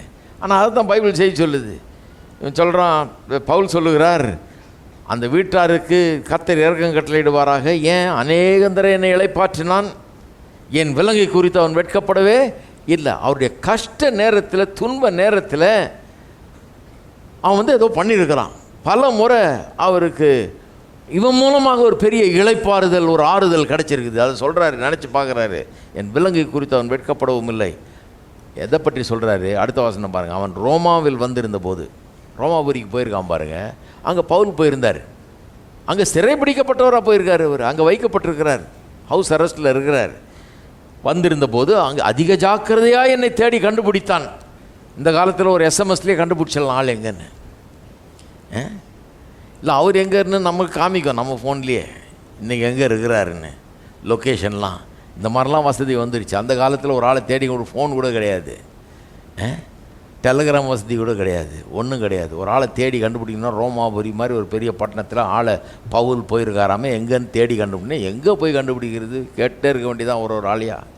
அங்கங்கே கேட்டு எப்படியோ கண்டுபிடிச்சி தான் போகணும். அப்போ என்ன முயற்சி எடுத்திருப்பான் பாருங்கள். ரோமாபுரி வந்தபோது அவர் கைது பண்ணப்பட்டு அப்படி இருக்கிறார்ன்றதை பற்றி கேவலப்படாமல், வெட்கப்படாமல் அவரை ஜாக்கிரதையாக என்னை தேடி கண்டுபிடித்தான்.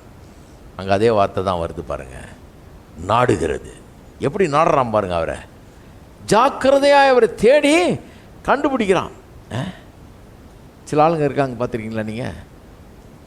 ஒருத்தனை அனுப்பிச்சேன், ஒரு வீடு தேடி கண்டுபிடியாங்க, ஒரு சர்ச்சை ஆரம்பிக்கலான்னு சொல்கிறான். அங்கே கிடைக்கிறது ரொம்ப கஷ்டங்க. போகவே இல்லைன்னு ஆள் உருப்பிடுவானவன் பாருங்கள். ஆள் போய் தேடக்கூட இல்லை, அங்கே ரொம்ப கஷ்டங்க, தரமாட்டாங்க யாரும். அப்போ நீ போகாதேன்ட்டு. நீ போனீன்னு ஆசீர்வாதமே இருக்காது, உன் வாயினாலேயே நாங்களும் கெடுவோம், வேண்டாம் நீ போகாத அப்படின்னு. அடுத்தவனை கூப்பிட்டு அனுப்பிச்சேன். அவன் இதோ போகிறேங்க, நான் கண்டுபிடிச்சிட்றேன். ஏன் தரமாட்டாங்க? தருவாங்கன்னு போனால் அடுத்த நாளே வந்துட்டான், ரெடியாக இருக்குது, காசை கொடுங்க, அட்வான்ஸை கொடுத்தா எடுத்துடலாம். தராத ஊரில் தர்றாங்க வீடு, அவங்களும் ஆளை பார்த்து தான் தர்றாங்க. முடியாதுன்ற ஆளுக்கு தரமாட்டாங்க. மூஞ்சிலே தெரிய எழுதியிருக்குல்ல, இவன் முடியுன்ற ஆளா முடியாதுன்ற ஆளான்னு. இவன் போகவே இல்லை பாருங்கள். அவன் போனான், போய் நல்ல சக்ஸஸ்ஃபுல்லாக வேலையை நடத்துகிறான் இன்றைக்கும். அப்போ ஒரு முயற்சி எடுக்காமலே அவன் வந்து எங்கேயோ ஜெயிலில் இருக்காரான், என்னமோ கட்டி வச்சுருக்கிறாங்களாம், யாருக்கு தெரியும்? நம்ம அவ்வளோ பெரிய ஊரில் எங்கே போய் நான் தேடுறது அப்படின்னு பேசாமல் போயிருக்கலாம் பாட்டுக்கு. ஏதோ ஜெபம் பண்ணிக்குவோம், நம்ம என்ன பண்ணுறது, நம்மளால் அவ்வளோதான் முடியும், ஒரு ப்ரே பண்ணுவோம் அப்படின்னு சொல்லி ஒரு நிமிஷம் ஜபத்திலே கதையை முடிச்சுட்டு போயிருக்கலாம், கடமை தீர்ந்ததுன்னு போயிருக்கலாம். அப்படி பண்ணல. அவன் ஜாக்கிரதையாக என்னை தேடினான். அவன் உள்ளத்தில் இருக்க ஆர்வத்தை பாருங்கள். ரொம்ப தீவிரமாக, ஜாக்கிரதையாக, கவனமாக அவரை தேடி கண்டுபிடிக்கிறான். ஏன்னா உள்ளத்தில் அவரை குறித்த அன்பு, நேசம், பிரியம் இருக்குது. ஏன்? இவனும் தேவனுடைய பிள்ளை, அவர் தேவனுடைய பிள்ளை, ஒரே குடும்பத்தை சேர்ந்த ஆட்கள், ஒரு சரீரத்தின் அவயவம் மாதிரி.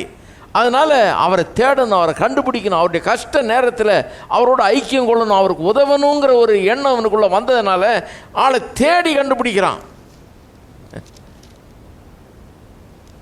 அதனால தான் பவுல் அப்போது சொல்கிறார், கர்த்தர் அவனுக்கு இறங்கட்டும், வீட்டாருக்கும் இறங்கட்டும். எத்தனை முறை எனக்கு ஆறுதல் கொடுத்துருக்குறான். என் கஷ்ட நேரத்தில் எனக்கு வந்து என் விலங்கை பற்றி கூட வெட்கப்படாமல் வந்து என்னை தேடி கண்டுபிடிச்சி என்னை உதவி செஞ்சான்.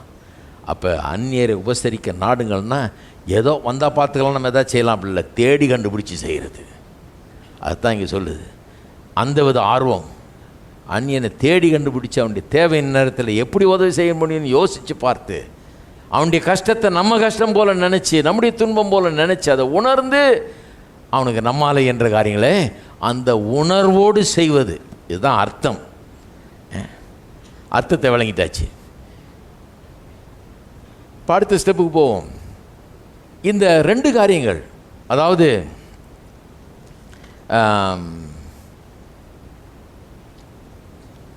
இப்போ சொன்ன ரெண்டு காரியங்கள், அதாவது பரிசுத்தவான்களுடைய குறைவில் அவர்களுக்கு உதவி செய்யுங்கள்ன்றது ஒன்று, ரெண்டாவது அந்நியரை உபசரிக்க நாடுங்கள். இந்த ரெண்டு காரியங்களையும் பல இடங்களில் பவுல் போதிக்கிறார், மற்றவர்களும் போதிக்கிறார்கள் பல இடங்களில். இது வந்து புதிய ஏற்பாட்டின் பரவலான போதனையாக இருக்குது. இது ஏதோ எங்கேயோ இருக்கிற ஒரு வசனம் இல்லை, கிறிஸ்தவ வாழ்க்கையின் அடையாளமே இதுதான். என்ன அடையாளம்? பரிசுத்தவான்களுடைய குறைவில் அவர்களுக்கு உதவி செய்வது, அவங்க கஷ்டத்தை நம்ம கஷ்டம் போல நினைக்கிறதுங்கிறது புதிய ஏற்பாட்டு போதனைங்க. எல்லா இடத்துலையும் இருக்குது, நிறைய இடத்துல இருக்குது. அதுதான் கிறிஸ்தவன். சக கிறிஸ்தவனுடைய, கிறிஸ்தவ விசுவாசியுடைய பிரச்சனையை தன்னுடைய பிரச்சனை போல நினச்சி உணர்ந்து அதுக்காக ஃபீல் பண்ணி எப்படி நான் செய்ய முடியும்னு பார்க்குறது தான் கிறிஸ்தவம், உண்மையான கிறிஸ்தவம். அடுத்தது என்ன?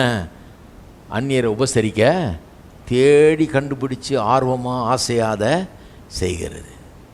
இந்த வாய்ப்புக்காக ஸ்தோத்திரம், உதவி செய்ய வாய்ப்பு கிடைச்சிது எனக்கு, அதுக்காக நன்றி அப்படிங்கிற விதத்தில் செய்கிறது. இது ரெண்டும் கிறிஸ்தவனுக்கு அடையாளம். இது வந்து பரவலாக போதிக்கப்படுகிறது வேதத்தில். பாருங்கள், உலகத்தை காட்டிலும் டோட்டலாக வித்தியாசமானது கிறிஸ்தவ வாழ்க்கை.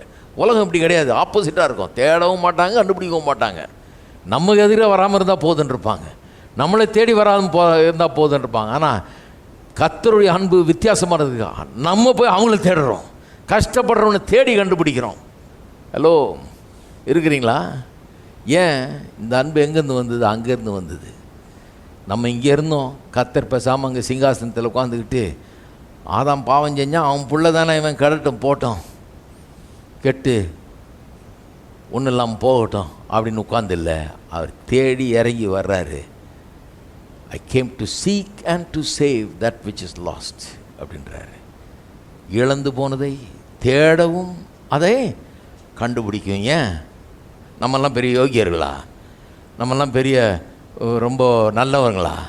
நம்ம பெரிய உத்தமமானவர்களா? பரிசுத்தவான்களா? நம்மளை தேடி கண்டுபிடி இல்லை, பாவிகள். ஏன் நம்மளை தேடி கண்டுபிடிச்சாரு? நம்முடைய அவல நிலையிலே நமக்கு உதவி செய்ய வேண்டும், நமக்கு இரக்கம் காட்ட வேணும், நம்மளை மீட்க வேணும், நம்மளை ரட்சிக்க வேணும்னு தேடி கண்டுபிடிக்கிறாரு. கண்டுபிடிச்ச பிறகு நமக்குள்ளே அவருடைய சுவாபமே வந்துடுது. இப்போ நாமளும் தேடி கண்டுபிடிச்ச உதவி செய்கிறவர்களாக மாறுகிறோம். இருக்கீங்களா? சில பேருக்கு உள்ள போகுது இன்னைக்கு. சரி, பல இடங்களில் போதிக்கப்படுறது. சில வசனத்தில் வாசிக்க பாருங்கள். ரோமர்கள் நிருபம் 15ஆம் அதிகாரம் பல இடங்களில் போதிக்கப்படுறதுன்னு கவனிங்க. இதை 15, 26, 27.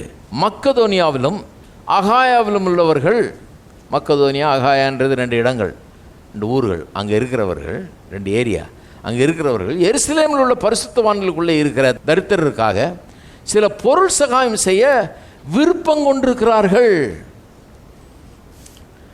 அதாவது இந்த ஊர்களில் இருக்கிறவங்க, எருசலேமில் இருக்கிற கஷ்டப்படுகிற சில விசுவாசி, அந்த காலத்தில் பாருங்கள், ஒரு விசுவாசியாக கிறிஸ்தவ விசுவாசித்ததுனால பல தொல்லைகள், துன்புறுத்தப்பட்டார்கள், வீடுகளை இழந்தார்கள், சொத்துக்களை இழந்தார்கள், விரட்டப்பட்டார்கள், ஊர் விட்டு ஊர் ஓட வேண்டியதாக போச்சு, சிதறடிக்கப்பட்டார்கள், நாட்டை விட்டே ஓடி போய் வேறு இடத்துல குடியிருக்க வேண்டியதாக போச்சு. இப்படியெல்லாம் ரொம்ப சர்வசாதாரணமாக நடந்தது பாருங்கள்.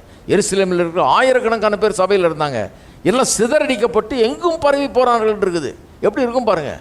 பொட்டி பொடியெல்லாம் தூக்கிட்டு கிளம்பணும், வேறு ஊருக்கு போகணும், இங்கே இருக்கவே முடியாது, அடிக்கிறான், உதைக்கிறான், அந்த மாதிரி ஆகிப்போச்சு. அப்படிப்பட்ட ஒரு சூழ்நிலை, அந்த பேக்ரவுண்டில் தான் இதெல்லாம் எழுதுகிறாரு பாருங்க. எருசலேமில் இருக்கிறவர்களுடைய அவர்கள் படுற அந்த கஷ்டத்தில் சில பொருள் சகாயம் செய்ய விருப்பம் கொண்டிருக்கிறார்கள். இப்படி செய்வது நல்லதென்று எண்ணினார்கள். நல்லா கவனிங்க, எங்கேருந்து வந்தது இந்த எண்ணம்? ஏன்னா கிறிஸ்தவன், அதான் கிறிஸ்தவன். ஏன் அப்படி எண்ணுகிறான்? முன்ன அப்படி இல்லையா? அவன் தான் வேலையை பார்த்துட்டு போகிறாளாச்சே. முன்ன அப்படி இல்லையே, எவனோ எக்கேட கேட்டு போகிறான், நமக்கு ஆச்சா பாரு, நம்ம சாப்பிட்டா போதும், நம்ம நல்லா இருந்தால் போதும் நினைக்கிறோம். இப்போ அப்படி எண்ணுகிறான். இப்படி செய்கிறதுக்கு அவர்கள் கடனாளிகளாயும் இருக்கிறார்கள். செய்ய வேண்டிய கடமையும் இருக்குது அவங்களுக்கு என்றார். ஏன் கடமை இருக்குது? கவனிங்க. எப்படி என்றால், புறஜாதியார் அவர்களுடைய ஞான நன்மைகள் பங்கு பெற்றிருக்க, சரீர நன்மைகளால் அவர்களுக்கு உதவி செய்ய இவர்கள் கடனாளிகளாக இருக்கிறார்களே. மக்கதோனியாவிலையும் அகாயாவிலையும் புறஜாதியர் நிறைய பேர் இப்போ கிறிஸ்டியனாகி இயேசுவை பின்பற்றி இன்றைக்கு இருக்கிறாங்க. இவங்களுக்கெல்லாம் எங்கே சுவிசேஷம், எங்கேருந்து வந்து சுவிசேஷம்? முதல்ல யூதர்கள் மத்தியில் தான் ஆரம்பிச்சது சுவிசேஷம். இயேசுவே யூத மார்க்கத்தில் வந்தவர், யூதராக பிறந்தவர், வந்து யூதர்கள் மத்தியில் தான் போதிச்சுட்டு அப்புறம் தான் உயிரோடு எழுந்த பிறகு தான் சொல்கிறாரு, உலகம் எங்கும் போய் சகல ஜாதிகளுக்கும் சுவிசேஷத்தை பிரசங்கம் பண்ணுங்கன்னாரு. அப்புறம் தான் சுவிசேஷம் எல்லார் மத்தியிலையும் பரவ ஆரம்பிச்சது, பிரசங்கம் பட ஆரம்பிச்சது. யூதர்கிட்ட தான் ஆரம்பிச்சது. முதலாவது யூதர், பின்பு கிரேக்கர்னு தான் வருது பைபிளில், இல்லைங்களா? அங்கே தான் ஆரம்பிக்குது. அப்போ யூதர் இல்லாமல் சுவிசேஷம் யாருக்கும் வந்திருக்கவே முடியாது. என்ன சொல்கிறாரு? இந்த புறஜாதியார், மக்கதோனியாலாம் அகாயாலாம் இருக்கிற புறஜாதியார் இன்றைக்கு இயேசு அறிந்து கொண்டு நித்திய ஜீவனெல்லாம் பெற்றிருக்கிறாங்க. எப்படி வந்தது? இந்த யூத மார்க்கத்தாரனால் வந்தது. அவர்கள் இந்த யூத பின்னணியிலிருந்து வந்தவர்கள், அவர்கள் அங்கே கிறிஸ்து வந்து ஊழியம் செய்து அதன் மூலமாக இவர்கள் கிறிஸ்துவை அறிந்து கொண்டவர்கள், அதை பிரசங்கித்து அப்படி தான் இவங்க வந்தாங்க. அப்படி ஆத்தும நன்மைகளை இவர்கள் பெற்றிருக்க, ஞான நன்மைகளை பெற்றிருக்க, ஆவிக்குரிய நன்மைகளை இவர்கள் அவர்களிடத்திலிருந்து பெற்றிருக்க, சரீர நன்மைகளால் அவர்களுக்கு உதவி செய்யவர்கள் கடனாளிகளாக இருக்கிறார்கள். ஆவிக்குரிய நன்மை அங்கேருந்து பெற்றீங்க, சரீர நன்மை செய்ய கடனாளிகளாக இருக்கிறீங்க என்றார். கலாத்தியர் 6, திருப்போம் கலாத்தியர் 6. பரிசுத்தவான்களுடைய குறைவில் அவர்களுக்கு உதவி செய்யுங்கள்ன்றதை பாருங்கள். வேதவசனம் பல விதங்களில் பல இடங்களில் சொல்லுது பாருங்கள். அதைத்தான் கவனிக்க சொல்கிறேன். 6:6. மேலும் திருவசனத்தில் உபதேசிக்கப்படுகிறவன் உபதேசிக்கிறவனுக்கு சகல நன்மைகளிலும் பகிர்ந்து கொடுக்க கடவன் சொல்கிறாரு. உபதேசத்தை பெறதுனால தான் நல்லா இருக்கிறோம். அப்போ உபதேசிக்கிறவனுக்கு சகல நன்மைகளிலும் பகிர்ந்து கொடுக்க கடவன் தான் நியாயன்றார். ஆவிக்குரிய காரியங்களை அங்கேருந்து பெற்றுக்கொள்கிறீங்க. அப்போ எல்லா நன்மைகளிலும் அவனுக்கு அந்த ஆவிக்குரிய காரியங்கள் உங்களுக்கு போதித்து கொடுத்தவனுக்கு அவனோடு நீங்கள் பகிர்ந்து கொள்வது நியாயம் என்கிறார். அதே கான்செப்ட் தான். உங்களுக்கு ஆவிக்குரிய விதத்தில் ஒரு ஆள் எல்லாத்தையும் கொடுத்துட்டு அந்த ஆள் ஒன்றும் இல்லாமல் எப்படி இருக்க முடியும்? அப்படி விடலாமா? சில இடங்களில் அப்படி விடுறாங்க. சில இடங்களில் அப்படிப்பட்ட ஒரு தத்துவத்தை ஃபாலோ பண்ணுறாங்க. அவர் பிரசங்கம் பண்ணிட்டோம், ஆனால் அவருக்கு இவ்வளோக்கு மேலே கொடுக்காத, அவருக்கு ஏன் இவ்வளோ கொடுக்குற அப்படின்ற ஆளுகள்லாம் இருக்கிறாங்க. சில இடங்களில் பார்த்துருக்குறேன் நான். ஏன்னா அவங்களுக்கு வழங்கலை. ஆவிக்குரிய நன்மை எங்கேருந்து வருதோ அவள்கிட்ட ஆவிக்குரிய நன்மையை வாங்கிட்டு மற்ற எல்லா நன்மைகளும் அவர்களுக்கு பகிர்ந்து கொடுப்பது நம்முடைய கடமை. ஆவிக்குரிய நன்மைகளை கொடுக்குறவன் ஒருபோதும் ஒன்றும் இல்லாதவனாக இருக்கவே முடியாது. அது ஆண்டவருடைய பிரின்சிபல் அப்படி வச்சுட்டார் பாருங்க, இப்படி வச்சுட்டார். இது இப்படி தான்றாரு. அவனுடைய வேலை என்ன? வசனத்தை பிரசங்கித்து ஜனங்களை வாழ வைக்க வேண்டிய வேலை, ஜனங்களை உயர்வான நிலைக்கு வர வைக்க வேண்டிய வேலை. அப்படி வர வைக்கிறவன் அவனே உயராமல் இருக்க முடியவே முடியாது. உயர்ந்ததான் ஆகணும். அது லா ஆஃப் லைஃப். கடவுள் ஒரு பிரமாணம் மாதிரி அதை வச்சுட்டார். இப்படி தான் அது. சரி, அடுத்தது கவனிங்க. பிலிப்பியர் 4ஆம் அதிகாரம். பிலிப்பியர் 4:15. மேலும் பிலிப்பியரே, சுவிசேஷத்தின் ஆரம்பத்திலே நான் மக்கதோனியாவிலிருந்து புறப்பட்ட போது, பிலிப்பியருக்கு எழுதுகிறாரு, பிலிப்பியரை பாராட்டுறாரு பாருங்க. சொல்கிறாரு, மக்கதோனியாவிலிருந்து புறப்பட்ட போது கொடுக்கல் வாங்கல் காரியத்தில் நீங்கள் மாத்திரம் எனக்கு உடன்பட்டதே அல்லாமல் வேறொரு சபையும் உடன்படவில்லை என்று நீங்கள் அறிந்திருக்கிறீர்கள். இந்த உடன்பட்டதே அப்படின்ற வார்த்தை சில மொழிபெயர்ப்புகளில் only you partnered with me அப்படின்னு வருது. நீங்கள் மட்டும்தான் என்னோட பார்ட்னராக இருந்தீங்க இந்த சுவிசேஷ ஊழியத்தில்ன்றார். பவுல் அப்போஸ்தலன் பல இடங்களுக்கு சென்றிருக்கிறார், பல ஊழியங்களை செஞ்சுருக்கிறார், சபைகளை ஸ்தாபிச்சிருக்கிறாரு. சுவிசேஷமே பிரசங்கிக்கப்படாத அப்படிப்பட்ட எல்லைகளில் சென்று சுவிசேஷத்தை பிரசங்கித்து இவர் மூலமாக தான் அங்கே சுவிசேஷமே சென்றது. ஐரோப்பாவுக்கு சுவிசேஷம் பவுல் அப்போஸ்தலன் மூலமாக தான் சென்றுச்சு. நீங்கள் ஐரோப்பாவே கிறிஸ்தவ மயமாக இருக்குது. பவுல் தான் முதல்ல உள்ள நுழைஞ்சு வரவங்க. கால் எடுத்து வச்சு இயேசுவை அறிவித்தவர் பவுல் தான். இப்படி பல இடங்களில் சபையில் ஸ்தாபிச்சிருக்கார். எவ்வளோ பேர் ரட்சிக்கப்பட்டிருக்காங்க, எவ்வளோ பேர் ஊழியக்காரில் மாறி இருக்காங்க, சபைகள் ஸ்தாபிக்கப்பட்டது. அவர் சொல்கிறார், இருந்தாலும் நான் மக்கதோனியாவிலேருந்து கிளம்பி ஊழியத்துக்குன்னு போனப்போ ஒரு ஆள் கூட, ஒரு சபை கூட என்னை கான்டாக்ட் பண்ணி உங்களுடைய ஊழியத்தில் நாங்கள் பங்கு பெற விரும்புகிறோம், ஒரு பார்ட்னராக இருக்க விரும்புகிறோம், உங்களுடைய ஊழியத்தை நாங்கள் அதுக்கு உதவி செய்ய விரும்புகிறோன்னு என்னை யாருமே கான்ட்ராக்ட் பண்ணல, எனக்கு எதுவுமே பண்ணலன்றார். நீங்கள் மட்டும்தான் பண்ணீங்கன்னா உங்களை பாராட்டுறார். அத்தனை சபைகள் ஆரம்பிச்சுட்டு கடைசியில் ஒரு சபை தான் என்ன பண்ணிச்சான், இவர் செய்கிற ஊழியத்தை பற்றி நினச்சி பார்த்து இவருக்கு எங்கே இருக்கிறாருன்னு தேடி பார்த்து இவருக்கு உதவிகளெல்லாம் அனுப்பினதாம் சொல்கிறார். நீங்கள் மட்டும்தான். அவர் சிறைச்சாலையில் இருக்கும்போது கூட அனுப்புகிறாங்க இவங்க உதவிகள். இவங்க மட்டும்தான் அதை நினச்சி பார்க்குறாங்க. அந்த ஆள் தான் நமக்கு போதிச்சார், அவரால் தான் நீ கிறிஸ்துவ அறிந்து கொண்டிருக்கிறோம். அவர் எப்படி இருக்கிறாரு, அவர் இப்போ பிரச்சனையில் இருக்கார், அவர் குறைவில் இருக்கிறாரு, அப்போ கண்டிப்பாக நான் அவருக்கு செய்ய வேணும்னு சொல்லி அப்படி செய்கிறாங்க பாருங்கள். அதுக்கு எழுதி அவர் நன்றி சொல்லும்போது தான் இதை எழுதுகிறாரு. வேறு யாரும் உடன்படவில்லை. உடன்படுறதுன்றது ரொம்ப முக்கியமான ஒரு வார்த்தை. பார்ட்னராக இருக்கிறது. உதவி செய்வதன் மூலம் பார்ட்னராகி விடுகிறோம். கொடுக்கல் வாங்கலில் பார்ட்னர் இருக்குது. இதெல்லாம் பேசியிருக்கிறேன் நான் உள்ள காலத்தில். ஒரு டிவி ப்ரோக்ராமில் இதை பற்றி பேசினேன். கொடுக்கல் வாங்கல். பார்ட்னர்னால் வெறும் கொடுக்குற ஆள் இல்லைங்க. பார்ட்னர்னால் ஒன் வே ஸ்ட்ரீட் கிடையாது. அது நான் மாதம் காசு அனுப்புகிறேன் பார்ட்னர், அப்படி கிடையாது.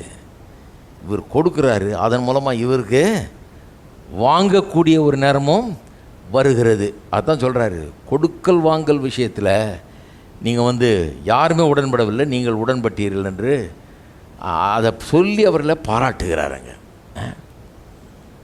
இப்போ என்ன அர்த்தம்? பரிசுத்தவான்களுக்கு அவருடைய குறைவில் உதவி செய்யுங்கள்ன்றதுனுடைய இன்னொரு வெளிப்பாடு இது. இங்கே தான் சொல்கிறாரு 19ஆம் வசனத்தில். இதை தொடர்ந்து தான் 19ஆவது வசனத்தில் என்ன சொல்கிறார்? என் தேவன் தம்முடைய ஐஸ்வர்யத்தின்படி உங்கள் குறைவுகளை கிறிஸ்து இயேசுவுக்குள் மகிமையிலே நிறைவாக்குவார். சிலர் அதை மட்டும் எடுத்துக்கிறாங்க, 19ஆம் வசனத்தை மட்டும். 14 தான் வருது, 15 தான் வருது 19ஆவது வசனம். 15 தொடர்ச்சி தான் 19ஆவது வசனம். இதை பண்ணின ஆளுகளுக்கு தான் சொல்கிறாரு, என் தேவன் உங்கள் குறைவிலெல்லாம். ஏன்னா எனக்கு குறைவு ஏற்பட்ட நேரத்தில் நீங்கள் எனக்கு பார்ட்னராக, நீங்கள் என்னோட சேர்ந்தீங்க, எனக்கு தோள் கொடுத்தீங்க, என்னை நினச்சி பார்த்தீங்க, எனக்கு உதவி செய்தீர்கள். அதனால் கர்த்தர் உங்களுடைய தேவைகளெல்லாம் நிறைவாக்குவார், தம்முடைய மகிமையின் ஐஸ்வர்யத்தின்படி நிறைவாக்குவார்ங்கிறார். ஒன்று தீமோத்தேயு 6ஆம் அதிகாரம் 18ஆம் வசனம், 6:18. ஐஸ்வர்யவான்களுக்கு போதிக்க சொல்கிறார் தீமோத்தேயுட்ட சொல்லி. ஐஸ்வர்யவான்களுக்கு என்ன போதிக்கணும்னு சொல்கிறார்? நன்மை செய்யவும் நற்கிரிகள் ஐஸ்வர்யவான்களாகவும் தாராளமாய் கொடுக்கிறவர்களும் உதாரண குணமுள்ளவர்களாக இருக்கவும். காசு நிறைய இருந்தால் இப்படி இருக்கிறதுக்கு டீச் பண்ணுன்றார். ஐஸ்வர்யவானில் இருக்கிறவர்களுக்கு எப்படி நடந்துக்கணும்னு போதிச்சு கொடுன்றார். எபிரேயர் 13ஆம் அதிகாரம் போவோம். 2ஆம் வசனம் ஏற்கனவே வாசித்துட்டேன். அந்நியரை உபசரிக்க மறவாதிருங்கள், ஏன்னா தூதரில் கூட உபசரிச்சிருக்காங்கன்னு சொல்கிறார் இல்லையா. அதை தொடர்ந்து 16ஆம் வசனத்தை பாருங்கள். அன்றியும் நன்மை செய்யவும் தான தர்மம் பண்ணவும் மறவாதிருங்கள், இப்படிப்பட்ட பலிகள் மேல் தேவன் பிரியமாயிருக்கிறார். இதெல்லாம் எதை பற்றி பேசுகிறது? பரிசுத்தவான்களுக்கு அவருடைய குறைவிலே உதவி செய்யுங்கள் என்கிறத வேதம் பல இடங்களிலே பலவிதமாக சொல்லிக்கொண்டே வருது. அது பிப்ளிக்கல் கான்செப்ட். அது இன்னொரு விசுவாசி எங்கேயோ ஒரு மூலையில், நம்ம ஊரில் இல்லைனா கூட எங்கேயோ ஒரு மூலையில் கஷ்டப்பட்டுக்கிட்டு இருக்கிறத பார்க்கும்போது, துன்பத்தில் வாழ்கிறத பார்க்கும்போது நம்ம சும்மா இருக்க முடியாது. அவர்களுக்கு உதவி செய்ய சொல்லி வேதவசனம் சொல்லுகிறது. அவர்களுக்கு தோள் கொடுக்க சொல்லி வேதவசனம் போதிக்கிறது. இதெல்லாம் வேத வசனத்தினுடைய போதனை. அப்போ given to hospitality, உபசரிக்க நாடுங்கள்னா தீவிரமாக நாடுங்கள், தேடி கண்டுபிடிச்சு செய்யுங்க. இப்படி செய்கிற காரியங்களை தேடி கண்டுபிடிச்சு ஆர்வத்தோடு, ஆசையோடு, விருப்பத்தோடு செய்யுங்க. சொல்கிறார் இல்லையா, மக்கதோனியாவில் இருக்கிறவர்கள் பொருள் சகாயம் செய்ய விருப்பப்படுகிறார்கள், அது அவர்களுக்கு நல்லதாய் தோன்றுகிறது அப்படின்றார். விருப்பப்பட்டு செய்யுங்கன்றார். அதான் அங்கே பாயிண்ட்டே இல்லையா. சரி, அப்போ இந்த போதனைகள் நமக்கு சொல்லுவது என்ன? அதை கொஞ்சம் யோசித்து பாருங்கள். நமக்கு என்ன சொல்லுது இன்றைக்கி? இந்த போதனைகள் எல்லாம் இந்த இந்த இந்த 2 காரியம் சொல்கிறார் இல்லையா. பரிசுத்தவான்களுக்கு அவருடைய குறைவில் உதவி செய்யுங்கள், அந்நியரை உபசரிக்க நாடுங்கள். இந்த 2 காரியமே வேத வசனத்தின் சில அடிப்படை உபதேசங்களிலிருந்து வருகிற ஒன்றாக இருக்கிறது. எப்போவுமே எல்லாமே உபதேசத்தோடு கனெக்டட். வேத ரட்சிப்புங்கிற அந்த உபதேசத்தோடு கனெக்டட். நாம் யார், எப்படி ரட்சிக்கப்பட்டோம், இப்போ நாம் என்னவாக இருக்கிறோம், தேவனுடைய பிள்ளைகளாக இருக்கிறோம் அப்படிங்கிறதுலேருந்து தான் இந்த உபதேசங்கள்லாம் வருது. இதெல்லாம் சும்மா ஒரு மாரல் டீச்சிங் கிடையாது. இப்படி நடந்துங்க, இப்படி இருந்துங்க, அப்படி கிடையாது. நீங்கள் இன்றைக்கி என்னவா இருக்கிறீங்க, எந்த குடும்பத்தில் இருக்கிறீங்க, எதில் அங்கத்தினராக இருக்கிறீங்க, எப்படி மாற்றப்பட்டிருக்கிறீங்க, எப்படிப்பட்ட ஜனமாக இருக்கிறீங்க, அதனால் எப்படி செய்யுங்க. அப்படி தான் ஒரு அடிப்படை வேத வசனத்தின் போதனையிலிருந்து வருது. என்ன போதனையிலிருந்து வருது? ஒன்று, நாம் எல்லாம் ஒரே சரீரமாக இருக்கிறோம் என்கிற போதனை. அது ரோமர் 12லேயே வந்துருச்சு பாருங்கள். ரோமர் 12 4, 5 ஆகிய வசனங்கள் சொல்கிறார் பாருங்கள். அநேகராகிய நாமும் கிறிஸ்துவுக்குள் ஒரே சரீரமாக இருக்க ஒருவருக்கு ஒருவர் அவயவங்களாக இருக்கிறோம். அதாவது சபை, கிறிஸ்துவின் சபை, உலகெங்கும் பரவி கிடக்கிற கிறிஸ்துவனுடைய சபை என்றது கிறிஸ்துவனுடைய சரீரமாக இருக்குது. ஒரு சரீரம், பல அவயவங்கள். நாம் எல்லாம் ஒரு சரீரத்தில் இருக்கிற பல அவயவங்கள். 10 விரல் இருக்குது, எனக்கு கை கால் இருக்குது, கண் மூக்கு காதெல்லாம் இருக்குது. இதெல்லாம் ஒரு அவயவம். அதுபோல் ஒரு சபையில் பல அவயவங்கள், ஒரு சரீரத்தில் பல அவயவங்கள்னு நம்ம எல்லாரும் குறித்தும் சொல்ல. நீங்கள் ஒரு அவயம், நான் ஒரு அவயம், இன்னொருத்தர் இன்னொரு அவயம், அப்படி பாருங்கன்றார். 5, 6 நமக்கு அருளப்பட்ட கிருபையின் வரப்படியே நாம் வெவ்வேறான வரங்கள் உள்ளவர்களாகபடியால் நம்ம தீர்க்க தரிசனம் சொல்லுகிற வார்த்தையுடன் விசுவாசம் அப்படி போகிறார். ஒருத்தருக்கு ஒரு வரம் கொடுக்கப்பட்டிருக்கலாம் சொல்கிறாரு. 5 சொல்கிறார், அநேகராகிய நாமும் கிறிஸ்துவுக்குள் ஒரே சரீரமாக இருக்க ஒருவருக்கொருவர் அவயவங்களாக இருக்கிறோம்ன்றார். 1 கொரிந்தியர்லேயும் இது வருது. 12ஆம் அதிகாரம் பாருங்கள். 1 கொரிந்தியர் 12:26 பாருங்கள். ஆதலால் ஒரு அவயவம் பாடுபட்டால், 12ஆம் வசனத்திலேருந்து ஆரம்பிக்கிறார். அதை ஒரு சரீரம் பல அவயவங்கள்னு எதை சொல்கிறாரு? நம்ம கிறிஸ்துவின் சரீரமாகிய சபையை சொல்கிறாரு. நாமெல்லாம் அதில் ஒரு அவயவமாக இருக்கிறோன்றார். சொல்கிறாரு, ஒரு அவயவம் பாடுபட்டால் எல்லா அவயவங்களும் கூட பாடுபடும், ஒரு அவயவம் மகிமைப்பட்டால் எல்லா அவயவங்களும் கூட சந்தோஷப்படும். அன்றைக்கி சொன்ன இல்லையா, சின்ன விரலில் வந்துருச்சுன்னா ஏதாவது முழு ஜுரம் சரீரத்தையே தாக்கிடும். சில நேரத்தில் அப்படியே படுத்த படிக்க ஆகிடுவோம். யாராவது என்னப்பா சின்ன விரலுக்கு போய் இப்படி படுத்து கிடக்குறியே, பேசாமல் எந்திரிச்சு வேலையை பாருன்னு சொல்ல முடியாது. எங்கே எந்திரிக்கிறது? அந்த சின்ன விரலால் காலை கீழே கூட வைக்க முடியல. கால் இந்த பெருசுக்கு வீங்கி போய் கிடக்குது.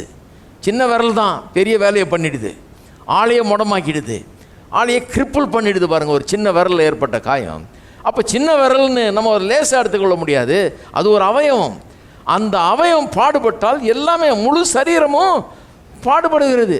அந்த அவயவம் வாழ்ந்திருந்தா, நல்லா இருந்தா, அது ஹீலான ஒன்று பாருங்கள், எவ்வளோ சந்தோஷம் வந்துடுது. காலெலாம் நல்லா ஆகிடுது, வீக்கெல்லாம் குறைஞ்சிடுது, எந்திரிச்சு நடக்க முடியுது, வேலை செய்ய முடியுது, எவ்வளோ சந்தோஷம் வந்துது.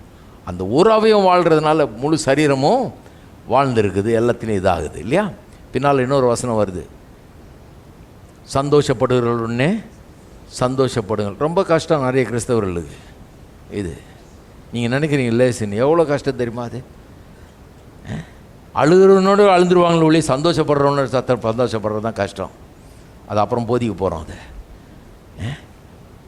அவனுக்கு எப்படி நல்லது நடந்தது, இவனுக்கெல்லாம் நல்லது நடக்கும்போது என்னையா சொல்கிறது, எனக்கு மட்டும்தான் நடக்க மாட்டேங்குதுன்னு வருத்தப்படுறவங்க தான் உண்டு நிறைய பேர். அதாவது அவன் நல்லா இருக்கிறதுல இவங்க சந்தோஷப்பட முடியல. ஏன்னா வசனம் புரியல, வேத வசனத்தின் அடிப்படை போதனைகள் புரியல. நாம் எல்லாம் ஒரே சரீரத்தின் அவயவங்கள், அவன் ஒரு அவயம், நான் ஒரு அவயம். அந்த ஒரு அவயம் நல்லா இருந்ததுன்னா எனக்கும் அதனால் பாதிப்பு உண்டு, நானும் நல்லா இருக்கிறேன்னு அர்த்தம். அதனுடைய ஹெல்த்து என்னுடைய ஹெல்த்தையும் தொடுது, பாதிக்குது. அப்போ அவன் நல்லா இருக்கிறது ரொம்ப முக்கியம். இருக்கிறீங்களா? நல்லா இருக்கிறது ரொம்ப முக்கியம். பாருங்கள், நாடுகள் கூட அதை உணர்றாங்க. பக்கத்தில் இருக்கிற நாடுகள்லாம் கெட்டு போகணும், ஒன்றும் இல்லாமல் போகணுன்னு யாரும் யோசிக்கிறது கிடையாது. அவங்கெல்லாம் நல்லா இருந்தால் தான் நம்மளை தொல்லை கொடுக்க மாட்டாங்க, அங்கேருந்து இங்கே வந்து இங்கே நுழைய மாட்டாங்க பொழைப்புக்குன்னு. இதெல்லாம் வச்சு தான் அவங்க நல்லா இருக்கணுன்றதுக்காக என்னென்ன பண்ணுமோ அதெல்லாம் பண்ணுறாங்க. ஒரு நாடுகளும் பக்கத்தில் இருக்கிற நாடுகள்லாம் நல்லா இருந்தால் தான் எல்லாம் ஒரு ஈக்குவாலிட்டி வந்தால் தான் எல்லோரும் நல்லா போக முடியுன்றது அந்த அறிவு வந்துருச்சு. பாருங்கள், கிறிஸ்தவர்களுக்கு தான் நிறைய நேரத்தில் வரமாட்டேங்குது. அது ஏன்னா இவங்க பைபிளை கவனிக்கிறதே கிடையாது, இந்த மாம்சத்தின்படியே வாழ்ந்துட்டு இருக்குது. அவனுக்கு வேலை கிடச்சிட்டாக்கும், நானும் எனக்கு அந்த மாதிரி வேலை கிடைக்கவே மாட்டேங்குது. அவனுக்கு சம்பளம் உயர்ந்துருச்சாக்கும், எனக்கு மட்டும்தான் கிடைக்க மாட்டேங்குது. இப்படி இருந்தால் எப்படி? அந்த சம்பளம் நல்லா வாங்குறான்னு சந்தோஷப்படுங்க. ஏன்னா அவன் நல்லா வாங்கினான்னா நம்ம இடத்துல கஷ்டப்படாத ஒரு நல்ல ஆள் இருக்கிறாரு. அவன் கஷ்டப்பட்டான்னா நாம் எப்படி சாப்பிட்டுட்டு இருக்க முடியும்? நல்லா ஒரு குடும்பத்தில் 4 பேர் இருக்காங்க, ஒருத்தன் ரொம்ப கஷ்டப்படுறான், ரொம்ப வேலை இல்லாமல் காசு இல்லாமல் ஒன்றும் இல்லாமல் இருக்கிறான். மீதி பேர்லாம் 4 பேர் உட்காந்து நல்லா கறி மீன் சாப்பிட்டுட்டு இருக்க முடியுமா? நமக்கு மன வருத்தமாக இருக்குது. அவனை நினைக்கும் போதெல்லாம் நமக்கு சாப்பாடு இறங்க மாட்டேங்குது. ஏன்னா அவன் கஷ்டப்படுறானே அப்படிங்கிற ஒரு எண்ணத்தினால. இருக்கீங்களா? அப்படி தான் உணர்றீங்களா இல்லையா? பேசாமல் சாப்பிடலாம் மறந்துட்டு முடியாது. ஏன்னா நம்ம ரத்தமாக இருக்கிறாங்க, அவங்க கலந்துட்டாங்க. அது மாதிரி தான் கிறிஸ்தவர்கள் ஒருவருக்கு ஒருவர் நாம் இருக்கிறோம், ஒரே சரீரத்தின் அவயவமாக இருக்கிறோம். ஒருத்தர் நல்லா இருந்தால் நமக்கும் அதில் பெரிய சந்தோஷம் உண்டாகுது. அதில் சந்தோஷம்தான் பண்ண முடியும், பொறாமப்படுறதுக்கு இடமே கிடையாது. பொறாமப்படுறவன் விளங்காத கிறிஸ்தவன் அர்த்தம். விளங்காத கிறிஸ்தவன்னா விளங்கலன்னு அர்த்தம். சரியா சொல்லணும், இது காரியங்கள் விளங்கலன்னு அர்த்தம். இந்த ஒரே சரீரம்ன்றது விளங்கலன்னு அர்த்தம், ஒரே சரீரத்தில் அவயம்ன்றது விளங்கலன்னு அர்த்தம். அதனால தான் அப்படி இருக்கிறாங்க. ஒரே குடும்பம், அதையும் பவுல் சொல்கிறார் பாருங்க இன்னொரு இடத்துல. ஒரே சரீரம்ன்றாரு, ஒரே குடும்பம்ன்றாரு, ஒரே ஜனம்ன்றாரு. You are a chosen generation, royal priesthood, a holy nation, a peculiar people அப்படிலாம் சொல்கிறாரு. 1 பேதுரு 2ஆம் அதிகாரம் 9-11 வரைக்கும் வாசித்து பாருங்கள். நீங்கள் பரிசுத்த ஜனமாய் தெரிந்து கொள்ளப்பட்ட ராஜரீக ஆசாரிய கூட்டமாய் இருக்கிறீர்கள். அந்த கூட்டத்தில் வந்து சேர்ந்துட்டோம். நம்ம ஒரு கூட்டம். உலகத்தில் வேற ஒரு கூட்டம் இருக்குது, நம்ம ஒரு கூட்டம். நம்ம ஒரு இனம் போல உருவாகி விட்டோம். நாம் ஒரு கூட்ட ஜனமாக, பிரித்தெடுக்கப்பட்ட ஒரு ஜனமாக நாம் உருவாகி இருக்கிறோம், ஒரு ஜனம். அதனால் ஒரு ஆளுக்கு ஏற்படுகிற நன்மை எல்லாருக்கும் ஏற்பட்ட நன்மை மாதிரி, ஒரு ஆளுக்கு ஏற்படுகிற தீமை எல்லாருக்கும் ஏற்பட்ட தீமை மாதிரி. அதனால தான் பாருங்கள், பேதுருவை பிடிச்சிட்டு போகிறாங்க 12ஆம் அதிகாரத்தில். அப்போஸ்தலர் நடவடிக்கைகளில் பேதுருவை போய் கைது பண்ணிட்டான். யாக்கோபை கொன்னாச்சு. ஏரோதுன்னு ஒரு பைத்தியக்கார ராஜா ஒருத்தர் இருந்தான் பாருங்கள் இந்த காலத்தில். அவனுக்கு இந்த யூதர்களை பிரியப்படுத்தணுன்னு ரொம்ப ஆசை. அவங்க சொல்கிறதெல்லாம் செய்கிறது. யாக்கோபை பிடிச்சி கொன்னே போட்டான். பேதுருவை பிடிச்சி சிறையில் அடைச்சாச்சு. பஸ்கா பண்டிகை முடிஞ்சோடனே வெளியே கொண்டு வரலாம், அவனை ஜனங்களுக்கு காட்டலாம்னு சொல்லிட்டு இவனை எதாவது பண்ணலான்னு திட்டம் போட்டிருக்கான். தேவதூதன் வந்து பேதுருவை சிறையிலேருந்து எழுப்பி சங்கிலியெல்லாம் அவுத்து விட்டு வெளியே தெருவரையும் கொண்டு வந்து விட்டார். பெரிய விடுதலை. என்ன நடக்குதான்? ஒரு ஆள் ஜெயிலில் இருக்கார். அங்கே சொல்லப்பட்டிருக்குது 12ஆம் அதிகாரத்தில், எல்லோரும் ஜெபம் பண்ணிகிட்டு இருக்கிறாங்க, சபையே ஜெபம் பண்ணுது. ஏன்னா அந்த ஒரு ஆளுக்கு நடந்த தீமை எல்லாருக்கும் பாதிப்பு. அப்படி தான் அது, அப்படி தான் காரியங்கள் நடைபெறுது. கடைசியாக ஒரே ஒரு வசனத்தை வாசித்து நான் முடிக்கிறேன். 2 கொரிந்தியர் 8ஆம் அதிகாரம். இது ரொம்ப அற்புதமான வசனம். அன்பு எப்படி பிரவாகிக்குது, தேவ அன்பு நமக்குள்ளே இருந்து எப்படி வேலை செய்யுதுன்றதை கொஞ்சம் கவனிங்க. 8ஆம் அதிகாரம் 1ஆம் வசனத்திலிருந்து, அன்றியும் சகோதரரே, மக்கதோனியா நாட்டு சபைகளுக்கு தேவன் அளித்த கிருபையை உங்களுக்கு அறிவிக்கிறோம். நீங்கள் மிகுந்த உபத்திரவத்தினாலே சோதிக்கப்படுகையில் கொடிய தரித்திரமுடையவர்களாக இருந்தும் அவர்கள்